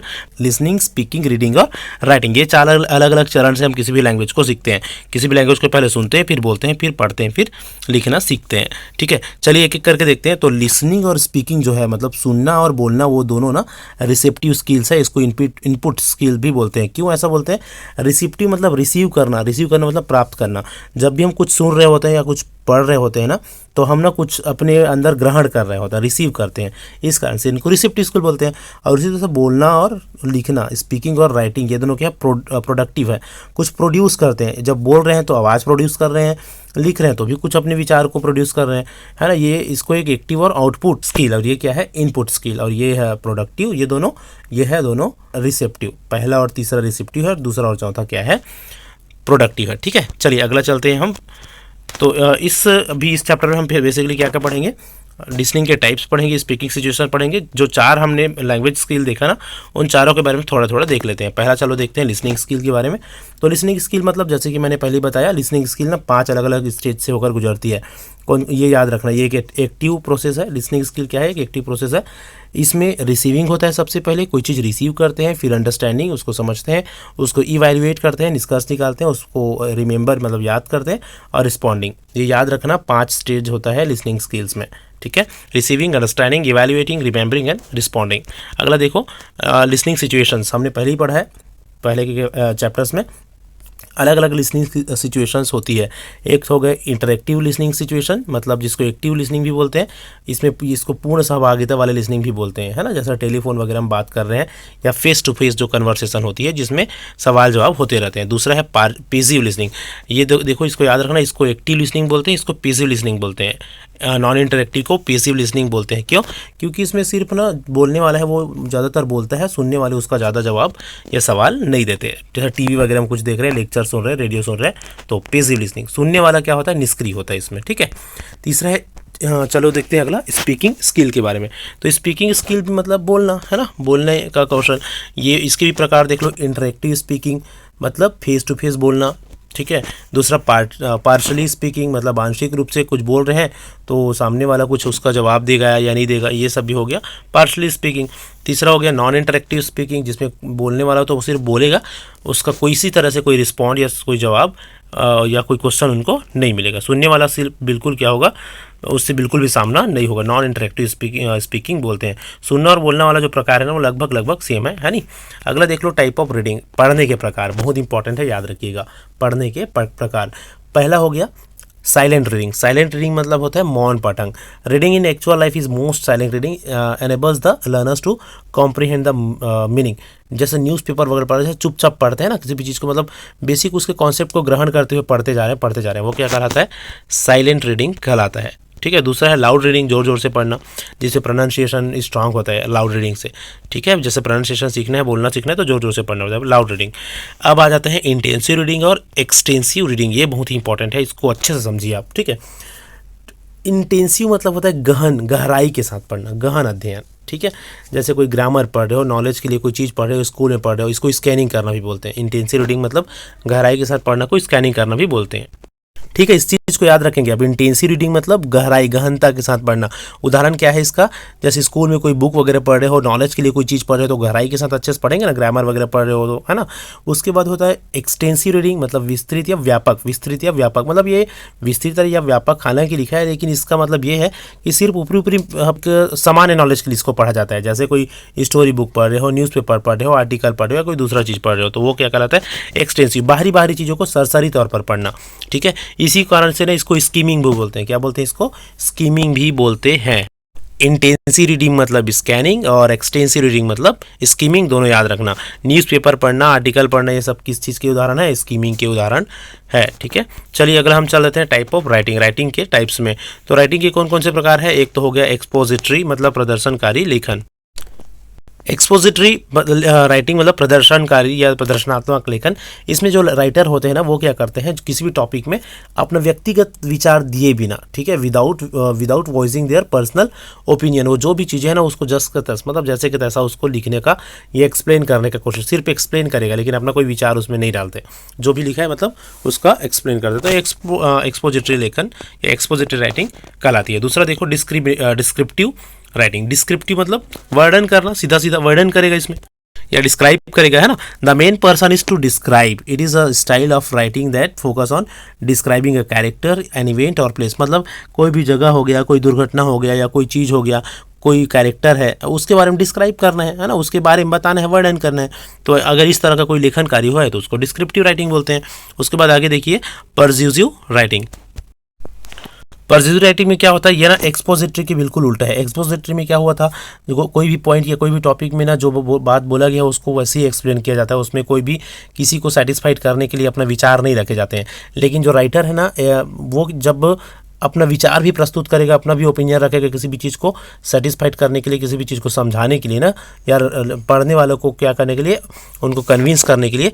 तो इस तरह का जो राइटिंग होता है ना वो पर्स्यूसिव राइटिंग कहलाता है। क्या कहलाता है, पर्स्यूसिव राइटिंग कहलाता है। याद रखना दोनों अलग अलग है, एक्सपोजिटरी और पर्स्यूसिव। एक्सपोजिटरी पर्स्यूसिव के उल्टा है। एक्सपोजिटरी में कोई भी तरह का कोई भी अपना व्यक्तिगत विचार नहीं रखा जाता। तीसरा हो गया नरेटिव। नरेटिव मतलब होता है the main purpose of this writing is to tell a story. कोई भी चीज़ नरेट करना, नरेट करना मतलब होता है सुनाना, विवरण देना, उसका नरेट करना, है ना। शॉर्ट नोवेल हो गए, स्टोरी हो गए, पोइट्री हो गए, इन सब चीज़ को जो सुनाने वाला जो राइटिंग होता है ना वो नरेटिव राइटिंग के उदाहरण है। ये सब नरेटिव राइटिंग के उदाहरण है, स्टोरी, नॉवेल्स, पोइट्री, ये सब किसके उदाहरण है, नरेटिव राइटिंग के एग्जाम्पल्स है। ठीक है। चलिए अगला देखते हैं approaches of method to teach writing. लिखना सिखाने के लिए कौन कौन सा अप्रोच अपना सकता है एक टीचर। पहला हो गया कंट्रोल टू फ्री। सबसे पहले बच्चों को कंट्रोल में रखो, फिर उसको फ्री करो। सबसे पहले ऐसे इसमें क्या किया जाता है, बच्चों को छोटे छोटे सेंटेंस दिया जाता है लिखने के लिए। देन पैराग्राफ टू कॉपी और manipulate by changing questions to statement. फिर बड़े बड़े पैराग्राफ दिए जाते हैं लिखने के लिए, इसको बोला जाता है कंट्रोल टू फ्री राइटिंग। ठीक है। और उसके बाद होगा सीधा सीधा free writing. Learners are to write freely on any topic. Learners या जो सीखने वाले हैं ना उसको बिना कोई ग्रामर वगैरह देखे फ्रीली राइट करना होता है, उसमें किसी भी तरह का कोई बंधन नहीं होता है। ठीक है। Worrying about spelling and grammatical structure, उसको क्या बोलेंगे, फ्री राइटिंग बोलेंगे। राइटिंग सिखाना है बच्चों को तो फ्री राइटिंग करने दो ना भाई, जो भी मिस्टेक कर रहे हैं उनको करने दो। ग्रामर वगैरह देखते रहेंगे तो फिर राइटिंग नहीं सीख पाएंगे। बाद में ग्रामर देखा जाता है, शुरुआत में ग्रामर नहीं देखा जाता, याद रखना। ठीक है। पैराग्राफ राइटिंग, पैराग्राफ पैटर्न में जो राइटिंग किया जाता है, बच्चों को कराया जाता है, उसको क्या बोलेंगे, पैराग्राफ राइटिंग बोलेंगे। ग्रामेटिकल करेक्ट राइटिंग, अब सही ग्रामर के साथ लेखन कराना है ना। वे learners have learn writing sentences. अब जब बच्चा ना छोटे छोटे सेंटेंस बनाना, पैराग्राफ बनाना सीख गया ना, तो अब उसको क्या किया जाता है, उसको ग्रामेटिकली या सिंटेक्स पर प्रॉपर सिंटेक्स के साथ, सिंटेक्स मीन्स वाक्य रचना के साथ लिखने के लिए बोला जाता है। तो अभी क्या हम पढ़ रहे हैं, बच्चों को राइटिंग सिखाने के सही तरीके, सही सिस्टम पढ़ रहे हैं। तो सबसे पहले क्या करो, कंट्रोल से फ्री करो, पहले कंट्रोल में रखो, फिर फ्री करो, फिर एकदम फ्री कर दो, अब लिख लो कर अपने हिसाब से करके, फिर पैराग्राफ लिखाना सिखाओ, फिर उसको ग्रामेटिकली करेक्ट लिखाना सिखाओ, फिर process approach this means writing and re writing in many stages, अलग अलग स्टेज में किसी भी एक टॉपिक में राइट करना, अपना खुद का आइडिया उसमें प्रस्तुत करे बच्चे, है ना, उसको रीड्राफ्ट करे, एक्सप्रेस करे, तो बहुत सारे चीज़ें उसमें बच्चे अपने हिसाब से करने लगे। तो ये हो जाता है प्रोसेस अप्रोच। ठीक है, तो इस तरह से चैप्टर नंबर 6 खत्म होती है। आई होप कि आपको क्लियर हुआ होगा। अब हम चलेंगे इस वीडियो में चैप्टर नंबर 7 में, जो कि है evaluating of comprehension and language skills, मतलब जो भाषा की समझ या जो भाषा की दक्षता है ना, उसका मूल्यांकन करना, किस तरह से उसका मूल्यांकन करनी चाहिए। ठीक है, तो इवैल्यूएशन मीन्स क्या होता है, मूल्यांकन। मूल्यांकन करना मतलब किसी भी चीज़ को की प्रगति को जांचना कि किस लेवल में चीज़ों की सीखने सिखाने की जो प्रक्रिया है वो कैसी चल रही है, उसको एक बार मेज़र करना। ठीक है, देखिए क्या लिखा है, evaluation is process which is being used to measure student progress. जैसे कि मैंने बताया, स्टूडेंट के प्रोग्रेस को मेज़र करने का एक माध्यम है इवैल्यूएशन। ठीक है, मतलब बेसिकली अपन ये देखें ना, तो इवैल्यूएशन या मूल्यांकन का सीधा सीधा एक उद्देश्य ये होता है कि भाई कहीं कुछ कमी रह रही है सीखने सिखाने की प्रक्रिया में, उसको दूर करो और एक अच्छा और सीखने योग्य उचित माहौल का निर्माण करो। तो ये एक सिर्फ और सिर्फ एक मात्र उद्देश्य होता है इवैल्यूएशन का। बच्चों का ग्रेडिंग करना, उसको नंबरिंग देना, फेल पास करना, ये बिल्कुल भी इसका उद्देश्य नहीं होता, याद रखिएगा आप। ठीक है, चलिए अगला चलते हैं। इंपॉर्टेंस ऑफ इवैल्यूएशन, इवैल्यूएशन का क्या महत्व है भाई, क्या महत्व है, देखो, evaluation help the teacher to know whether the teaching methodology was successful और नॉट। मतलब जो टीचिंग विधि, मतलब जो टीचिंग मेथड अडॉप्ट किया गया है, वेदर दैट इज़ करेक्ट और नॉट, ये मेज़र करना सबसे पहला उद्देश्य होता है भाई, कि जो मैं विधि अपना रहा हूँ पढ़ाने का, वो मैं सही अपना रहा हूँ कि नहीं, मतलब बच्चे मेरे मेथड से सही से सीख पा रहे हैं कि नहीं, वो पहला उद्देश्य होता है किस चीज़ का, इवैल्यूएशन का। अगर बच्चा मूल्यांकन में सही और अच्छा नंबर ला गया, मतलब ये समझो कि आपका प्रोसेस बढ़िया है, आपका मेथड अच्छा है, लेकिन बच्चे अगर ज़्यादा पिछड़ रहे हैं, तो आप ये समझ जाइए कि आपके जो मेथड है वो सही नहीं है। तो ये पहला हो गया महत्व। दूसरा, it helps the teacher to know how successful students were in learning new skills. बच्चे नए स्किल सीख पाने में कितने ज़्यादा अच्छे से सक्षम हो पाए हैं और या नहीं हो पाए हैं, इसको सीखना भी इसका मेन उद्देश्य होता है। Evaluation also helps the students to determine which are of learning requires more attention. मतलब कमज़ोर पक्ष को पहचानने में, बच्चों के कमज़ोर पक्ष को पहचानने में भी हेल्प मिलती है, किससे, इवैल्यूएशन से या मूल्यांकन से।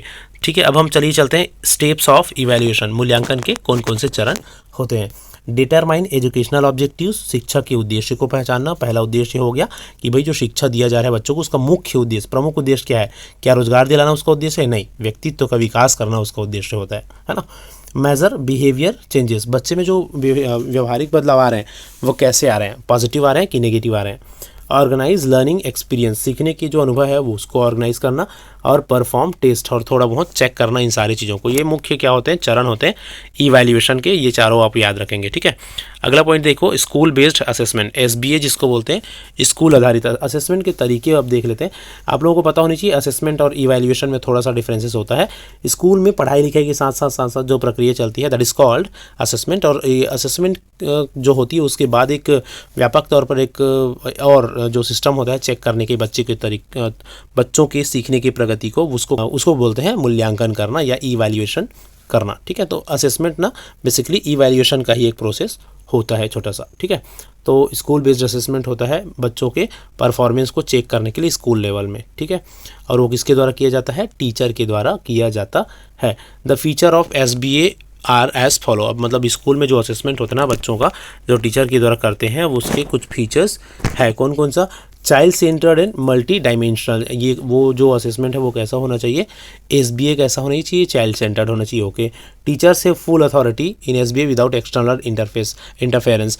जो शिक्षक है ना, जो वो टेस्ट ले रहे हैं बच्चों का, एसबीए मतलब स्कूल बेस्ड असेसमेंट है ना, उसमें टीचर को फ्री रखना चाहिए भाई, कि जिस तरह से वो बच्चों का टेस्ट लेना चाह रहे हो। It provide a good idea to teacher about the children's weak and strong zone. और ये क्या करता है, टीचर को बच्चों से रिलेटेड जो वीक और स्ट्रॉन्ग जोन है उसकी अच्छी समझ प्रोवाइड कराता है।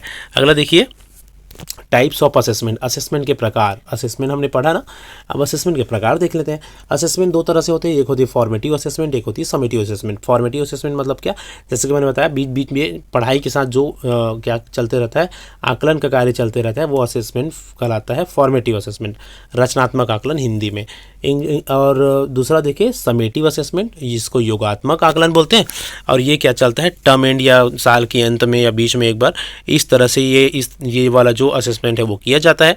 ठीक है, तो दो तरह के असेसमेंट हो गए, एक तो फॉर्मेटिव बीच बीच में किया जाने वाला, समेटिव असेसमेंट या तो साल के अंत में किया जाता है और बीच में एक बार किया जाता है, जिसको SA1 या SA2 के नाम से आप जानते होंगे। ठीक है, उसके बाद देखते हैं पोर्टफोलियो। पोर्टफोलियो क्या होता है, बच्चों का ना जो भी बच्चों से रिलेटेड जो डिटेल्स है उसका एक संग्रह करके रखना है ना, this is also called interim या अल्पकालीन असेसमेंट। ये भी एक तरह से असेसमेंट का एक रूप है, याद रखना। जो पोर्टफोलियो है ना वो भी असेसमेंट का ही एक रूप होता है। This takes place occasionally over a long time period. Feedback to the learners is more formal using tools and assessment like projects, return assignment के रूप में, प्रोजेक्ट के रूप में, इस रूप में बच्चों का असेसमेंट किया जाता है। और बच्चों से रिलेटेड जो सारी चीज़ें होती है, जो बेसिक इन्फॉर्मेशन होता है, वो उनके पोर्टफोलियो में जानकारी के रूप में रखे जाते हैं। ठीक है, चलिए अगर हम चलते हैं CCE में। CCE मीन्स होता है कंटिन्यूअस एंड कॉम्प्रिहेंसिव इवैल्यूएशन। ठीक है, सतत एवं व्यापक मूल्यांकन। जैसे आप सबको पता है कि वर्तमान समय में बच्चों का एक कॉम्प्रिहेंसिव इवैल्यूएशन किया जाता है, कंप्लीट व्यापक मूल्यांकन किया जाता है। Continuous in comprehensive evaluation was a process of assessment mandated by the right to education, RTE 2009 के बेस पर या इसके अकॉर्डिंग इसको स्टार्ट किया गया था 2009 में। Continuous and comprehensive evaluation refers to a system of school-based evaluation of students that covers all aspect of students। ये इंपॉर्टेंट पॉइंट है। जो CCE है उसका उद्देश्य ये होता है कि बच्चों के ना पूरे समग्र पक्ष का मूल्यांकन हो सके या समग्र पक्ष का असेसमेंट हो सके। ठीक है, उनके जो पढ़ाई से रिलेटेड पक्ष है या नॉन एकेडमिक फील्ड जो होते हैं उसके, ठीक है, खेलकूद से रिलेटेड पक्ष, उनका भी मूल्यांकन हो। मतलब ये जो CCE में कंटिन्यूअस मीन्स होता है लगातार होने वाला, कॉम्प्री मीन्स होता है व्यापक मूल्यांकन, जिसमें सारी चीज़ों का मूल्यांकन हो, सिर्फ उनके पढ़ाई या उनके बुक से संबंधित नहीं, जो उनके को करिकुलम एक्टिविटीज़ है, पाठ्य सहगामी क्रिया है, जिसमें सांस्कृतिक कार्यक्रम हो गए, खेलकूद में हो गए, वो कैसा है बच्चा, उसका पूरा मूल्यांकन किया जाता है CCE के तहत। ठीक है, CCE का उद्देश्य क्या था, CCE का उद्देश्य था बच्चों में ना कॉग्निटिव और साइकोमोटर जो है स्किल्स, उसमें बढ़ावा देना, ऐसी चीज़ों में क्या करना, ऐसी स्किल्स में बढ़ावा देना। ठीक है, और दूसरा हो गया टू ले emphasis on thought process and D emphasis memorisation. Memorisation में जो ध्यान है उसको कम करे, मतलब दबाव या जोर कम दे। किस में जोर ज़्यादा दे, थॉट प्रोसेस में, थोड़ा सा दिमाग लगाकर सोचने में, अवधारणा वाले चीज़ों में जोर ज़्यादा दो और रटने वाले चीज़ों में जोर कम दो। ये मेन उद्देश्य था CCE का। To make evaluation as integral part of teaching learning process. Evaluation या मूल्यांकन को सीखने सिखाने की प्रक्रिया में एक संपूर्ण हिस्सा बनाना। ठीक है, इंटीग्रल पार्ट बनाना किसका उद्देश्य था, CCE का, कंटिन्यूअस एंड कॉम्प्रिहेंसिव इवैल्यूएशन का, जो कि RTE 2009 के अकॉर्डिंग लाया गया था। ठीक है, चलिए आगे चलते हैं और कुछ और उद्देश्य देख लेते हैं किसका, CCE का। To use evaluation as a quality control device. Evaluation करना किस रूप में, क्वालिटी कंट्रोल डिवाइस के रूप में। और स्कॉलिस्टिक और को स्कॉलिस्टिक दोनों क्षेत्रों में, ये आप याद रखेंगे, स्कॉलिस्टिक और को स्कॉलिस्टिक। स्कॉलिस्टिक मीन्स होता है उसके एकेडमिक फील्ड, एकेडमिक फील्ड मतलब पढ़ाई लिखाई से संबंधित क्षेत्र को स्कॉलिस्टिक बोलते हैं। और को स्कॉलिस्टिक मतलब उसके पढ़ाई लिखाई के साथ साथ और भी जो क्षेत्र होते हैं ना, जैसे को करिकुलम एक्टिविटीज़ जो मैंने बोला उसको और ये दोनों सेम है। ठीक है, मतलब जो खेल कूद हो गए, सांस्कृतिक कार्यक्रम वगैरह हो गए, उसमें वो कैसा हो, वो उसमें बच्चे कैसे हैं उस पर फोकस किया जाता है। ठीक है, और जो सारी प्रक्रिया होती है वो कैसा होता है, चाइल्ड सेंट्रल होता है। सीखने को बाल केंद्रित बनाना मुख्य उद्देश्य है किसका, CCE का। सीखने को बाल केंद्र या चाइल्ड सेंटर्ड बनाना दोनों फील्ड में, चाहे वो स्कॉलिस्टिक फील्ड में हो या को स्कॉलिस्टिक फील्ड में हो। अभी हम चलते हैं इंपॉर्टेंस ऑफ CCE के क्या महत्व है। रिड्यूस स्ट्रेस एंड एंजाइटी, बच्चों में स्ट्रेस को कम करना या एंजाइटी या तनाव को कम करना। भाई एक ही बार में एग्ज़ाम लेते हैं, पूरा तनाव एक ही बार के एग्ज़ाम में आ जाता है। धीरे धीरे ले रहे हैं, एक दो महीने में, तो धीरे धीरे ज़्यादा तनाव नहीं रहता है ना। तो इस कारण से सीसी का एक बहुत ही ज़्यादा महत्वपूर्ण इंपॉर्टेंस हो गया। रिड्यूस करना, किसको रिड्यूस करना या कम करना? स्ट्रेस या एंजाइटी को। दूसरा है reduce the drop out rate. देखो भाई ड्रॉप आउट ना बहुत ज़्यादा हो गया था। ड्रॉप आउट मतलब होता है बीच बीच में बच्चों का स्कूल को छोड़ देना, उसको क्या बोलते हैं? ड्रॉप आउट बोलते हैं। ड्रॉप आउट रेट को कम करना भी क्या है? सीसी का बहुत महत्वपूर्ण एक उद्देश्य या महत्व है। एक बार जब एग्जाम होता है तो एग्जाम के डर से बच्चे स्कूल छोड़ देते हैं। बीच बीच में लगातार एग्जाम चल रही चाहिए, एग्जाम कोई बड़ा हुआ नहीं रह गया तो बच्चों को डर नहीं लगता एग्जाम से, तो उन लोग स्कूल नहीं छोड़ते, है ना। Okay, emphasis on conceptual classification, अवधारणा के बेस पर पढ़ाई पर जोर देना, कॉन्सेप्ट के बेस पर पढ़ाई हो इस पर जोर देना। ठीक है, अब हम चल देते हैं श्रवण कौशल का मूल्यांकन, जो स्पीकिंग स्किल है उसका इवैल्यूएशन अगर हमें करना है तो वो कैसे किया जाना चाहिए। देखो, this skill can be evaluated on the basis of the following parameters. पहला है ability to understand the vocabulary. Vocabulary सुनने में अच्छा है कि नहीं, तभी हम मानेंगे कि अच्छा लिसनिंग स्किल्स है उसके पास, अगर वोकेबलरी को अच्छे से समझ पा रहा है तो। Ability to distinguish between L1 and L2, भाषा 1 और भाषा 2 में अच्छे से पहचान करने की क्षमता उसमें है कि नहीं। सेंटेंस स्ट्रक्चर बना पाता है कि नहीं, ड्रॉ मीनिंग वगैरह ड्रॉ कर पाता नहीं किसी भी चीज़ का। बेसिकली ये सब क्या है, किसका इंपॉर्टेंस है, ये क्या पहचानने के तरीके हैं। एक अच्छा लिसनिंग स्किल को या सुनने के कौशल को मूल्यांकन करने के कुछ तरीके हो गए ये सब। ठीक है, वोकेबलरी होने चाहिए, उसको पहचानना चाहिए, दो भाषा में अंतर करना आना चाहिए, सेंटेंस बनाना चाहिए, ये सब चीज़ें। ठीक, चलिए अगला देखते हैं। Evaluation of listening skill proficiency can be done on the basis of the following component of speech. Speech मतलब बोलने के कुछ ये कंपोनेंट्स है ना, किसके? बोलने की, स्पीकिंग के, और इसके बेस पर सुनने को क्या किया जा सकता है? इवैल्यूएट किया जा सकता है, किसी के लिसनिंग स्किल को इवैल्यूएट या मूल्यांकित किया जा सकता है। फ्लुएंसी, रिदम, स्ट्रेस, एक्सप्रेशन और मॉड्यूलेशन, इन सारी चीज़ों को प्रॉपर जो सुनने वाला है वो समझ पा रहा है कि नहीं, इसके बेस पर ही हम मेज़र करेंगे उसके लिसनिंग स्किल को।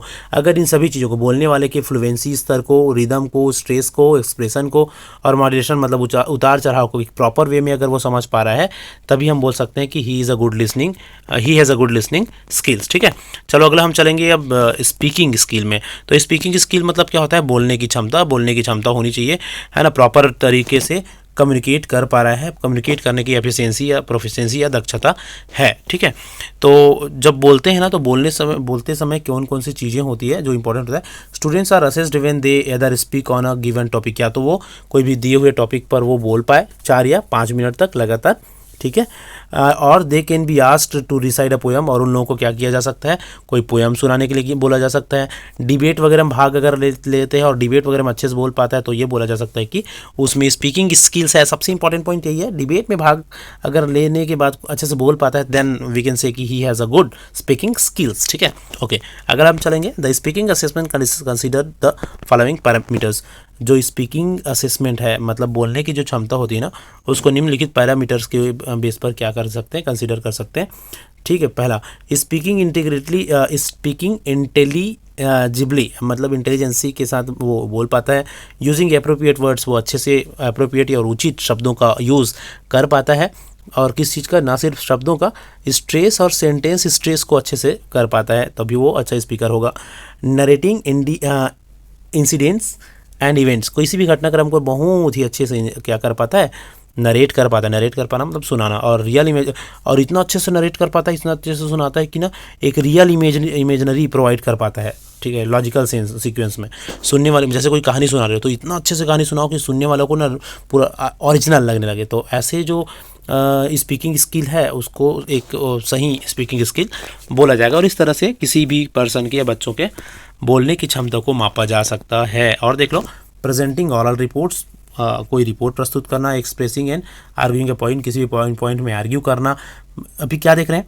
स्पीकिंग स्किल को मेज़र करने के तरीके, स्पीकिंग स्किल को मापने के पैमाने हैं ये सब। ठीक, taking active part in group discussion में, summarising ideas, expressing and responding to personal feelings वगैरह को क्या करना? एक्सप्रेस वगैरह करा कर भी क्या करा जा सकता है?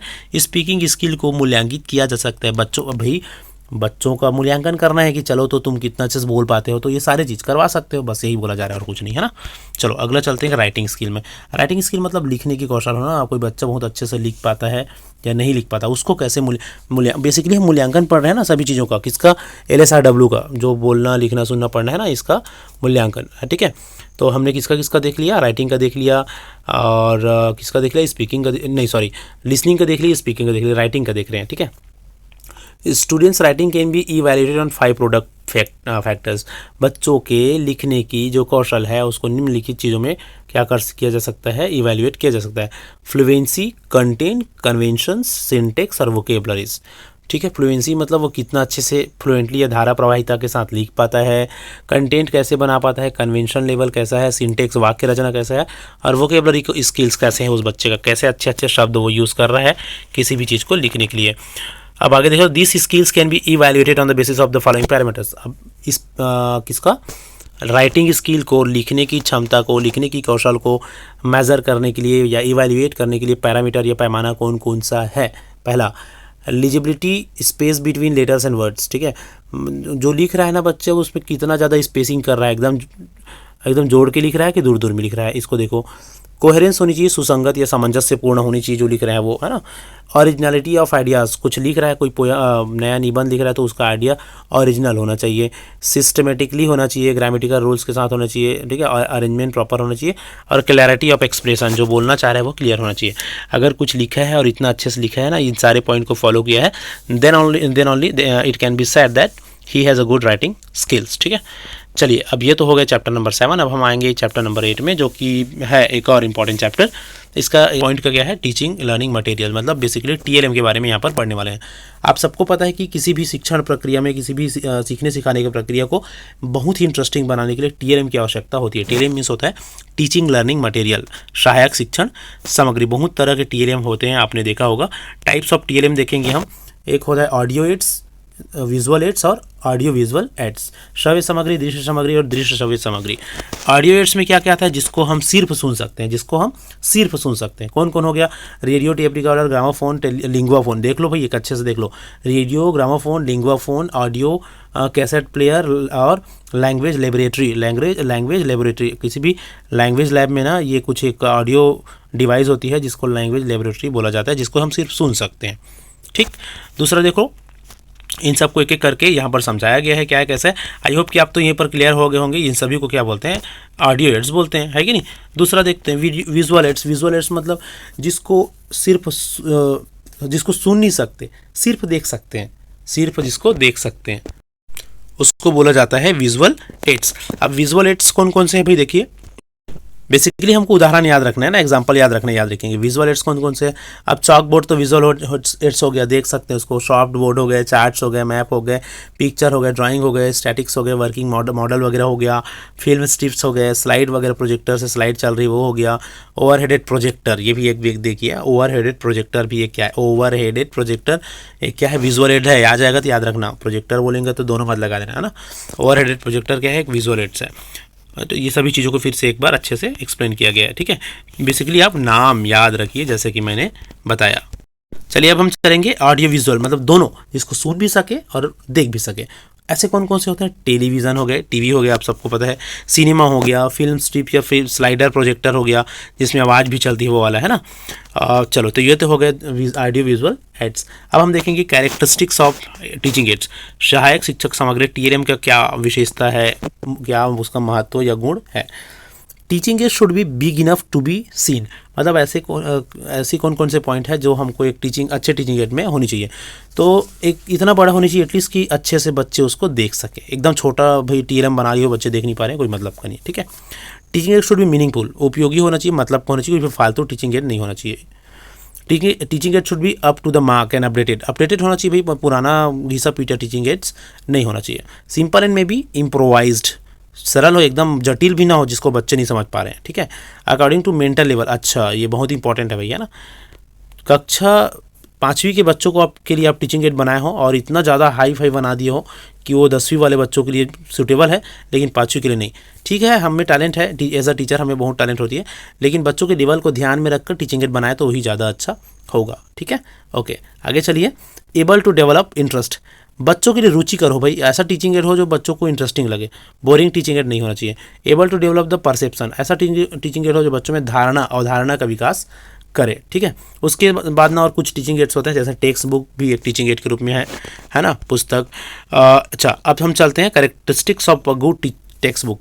अच्छा, पुस्तक मतलब एक अच्छे टेक्स्ट बुक की विशेषता देख लेते हैं भाई। टेक्स्ट बुक है तो a good text book should be selected keeping in a mind of, मतलब एक अच्छा टेक्स्ट बुक उसको ही बोलेंगे जो सेलेक्ट किया गया है keeping of mind and the age of interest and, मतलब बच्चों की रुचि, माइंड, एज और इंटरेस्ट के हिसाब से जो बुक छपी है या बुक बनाया गया है वही ज़्यादा अच्छा बुक होगा। Should cover the objective of all of English teaching, एक अच्छे टेक्स्ट बुक उसी को बोलेंगे जो सब्जेक्ट का पूरा ऑब्जेक्ट को कवर करे, मतलब सारे उद्देश्य या सारे चैप्टर्स और अच्छे से सारी चीज़ें कवर हो, ठीक है। The text book should be free from spelling errors, भाई स्पेलिंग एरर ज़्यादा मत होनी चाहिए, हालांकि थोड़ा बहुत हो जाते हैं, एक आध दो जो चलती है, लेकिन ज़्यादा स्पेलिंग एरर वगैरह नहीं होना चाहिए, तभी वो अच्छा बुक बोलेंगे उसको। प्रिंटिंग मिस्टेक वगैरह कम हो, है ना। कवर शुड बी अट्रैक्टिव, हाँ किसी भी पुस्तक के लिए बहुत ज़रूरी भाई उसके कवर का अट्रैक्टिव होना, ठीक है। हालांकि ऐसा बोला जाता है डोंट बुक अ जज बाय इट्स कवर, लेकिन वो अट्रैक्टिव होनी चाहिए तभी ज़्यादा अच्छा लगेगा।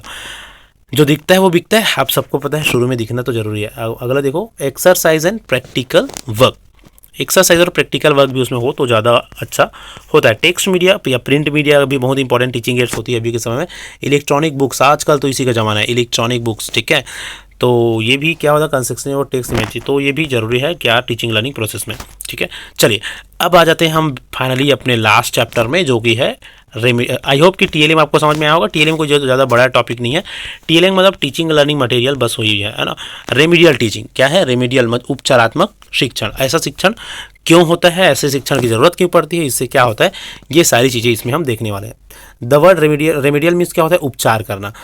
सीधी सी और सिंपल सी बात यह है कि ना ऐसे बच्चे जो जिनको सीखने में कोई प्रॉब्लम है या कोई अच्छे से सीख नहीं पा रहे हैं, ठीक है, उस बच्चों की जो सीखने में जो गैप हो गई है उसको फील करने के लिए, मतलब जो बच्चा पिछड़ गया पढ़ाई में ना, उसको फिर से सिंपल बच्चों के लिए, सामान्य बच्चों के साथ जोड़ने के लिए जो एक्स्ट्रा क्लास ली जाती है उसको रेमेडियल टीचिंग बोला जाता है। रेमेडियल टीचिंग मतलब कोई और चीज़ें नहीं, एक्स्ट्रा चीज़ें नहीं, बल्कि क्लास के स्तर में कोई बच्चे नहीं है तो उसको क्लास के स्तर में लाना, दैट्स इट, उसी को बोला जाता है रेमेडियल टीचिंग, ठीक। देखिए, स्टूडेंट्स यूजुअली में हैव वन और more than one of the following learning difficulties.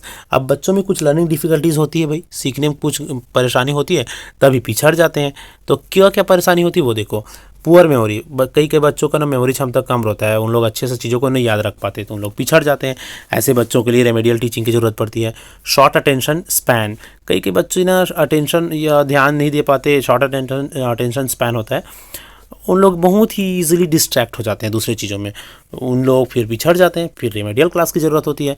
Relatively poor comprehensive power, दूसरे बच्चों के मुकाबले समझ की क्षमता का अभाव के कारण भी बच्चे पिछड़ जाते हैं। Lake of learning motivation, motivation की कमी के कारण कई बच्चे पिछड़ जाते हैं। अभिप्रेरणा की कमी, सेल्फ कॉन्फिडेंस की कमी, फेल टू ग्रेस इन्फॉर्मेशन, कोई भी इन्फॉर्मेशन टीचर दे रहे हैं उसको अच्छे से पकड़ पाने में असफल हो जाना, फिर बच्चे पीछे रह गए, फिर रेमेडियल क्लास लो, है ना, उसकी ज़रूरत होती है। रेमेडियल क्लास बहुत इंपॉर्टेंट होता है वैसे।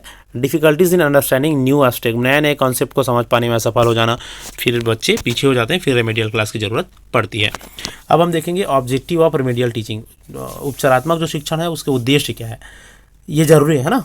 पहला उद्देश्य टू प्रोवाइड लर्निंग सपोर्ट, सीखने में सपोर्ट शब्दों को याद रखना, यही है रेमेडियल क्लास, एकदम है ना। रेमेडियल क्लास मतलब कोई पूरा हाई फाई स्तर में ले जाना नहीं, सपोर्ट करना सीखने में, ठीक है। टू सॉल्व द प्रॉब्लम्स, बच्चों से रिलेटेड जो प्रॉब्लम हो रही, सीखने में जो समस्या हो रही है उसको सॉल्व करना।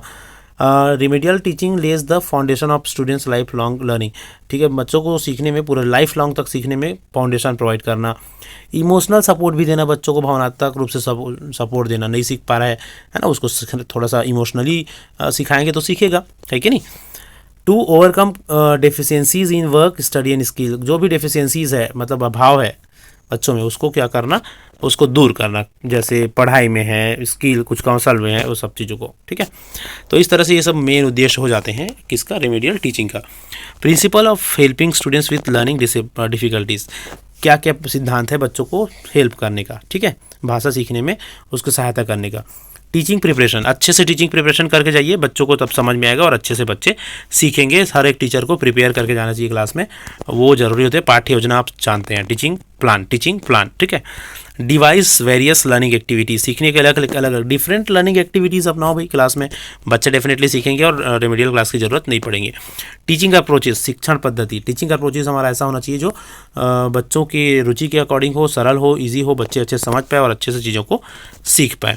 प्रोवाइड क्लियर इंस्ट्रक्शन, बच्चों को जो भी सिखा रहे हो क्लियरली सिखाओ, इंस्ट्रक्शन प्रॉपर दो, क्लियरली दो, जिससे बच्चा बहुत ही अच्छे से समझ पाए। Summarising the main points, main points को समराइज करना, बच्चों को कभी भी ना बोले कि जो पॉइंट्स आप बढ़ा रहे हो या बता रहे हो तो रेमेडियल क्लास की ज़रूरत नहीं पड़ेगी।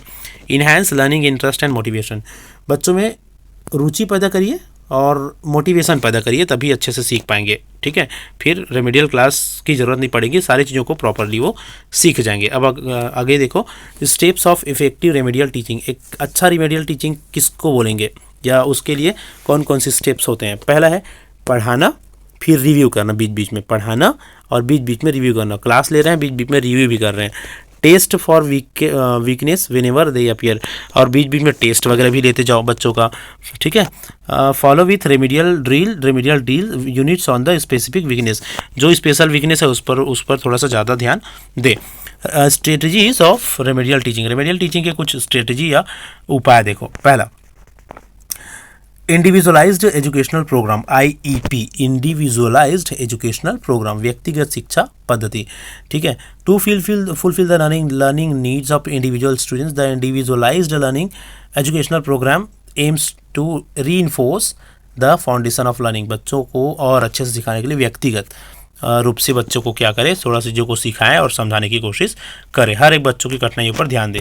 पीयर सपोर्ट मतलब सहपाठियों के साथ से, मतलब जो भी उनके सहपाठी है, दोस्त है, उन लोगों का भी सपोर्ट लो, उनको समझाने में सिखाने में। देखो रेमेडियल क्लास में ना इसका यूज अच्छे से किया जा सकता है, इसको पीयर सपोर्ट प्रोग्राम बोलते हैं। क्या बोलते हैं? पीयर सपोर्ट प्रोग्राम बोलते हैं। जो बच्चा उनके क्लास में है और अच्छा है, पढ़ाई में ठीक ठाक है, उनका सपोर्ट लिया जा सकता है। ये ना जब विभाग से एक नोटिस आता है ना इसके लिए, रेमेडियल क्लास के लिए, तो बोला जाता है पीयर सपोर्ट लिया जा सकता है, जो अच्छे बच्चे हैं उसका सहारा लिया जा सकता है बच्चों को सिखाने में, समझाने में, उसको बोलते हैं पीयर सपोर्ट।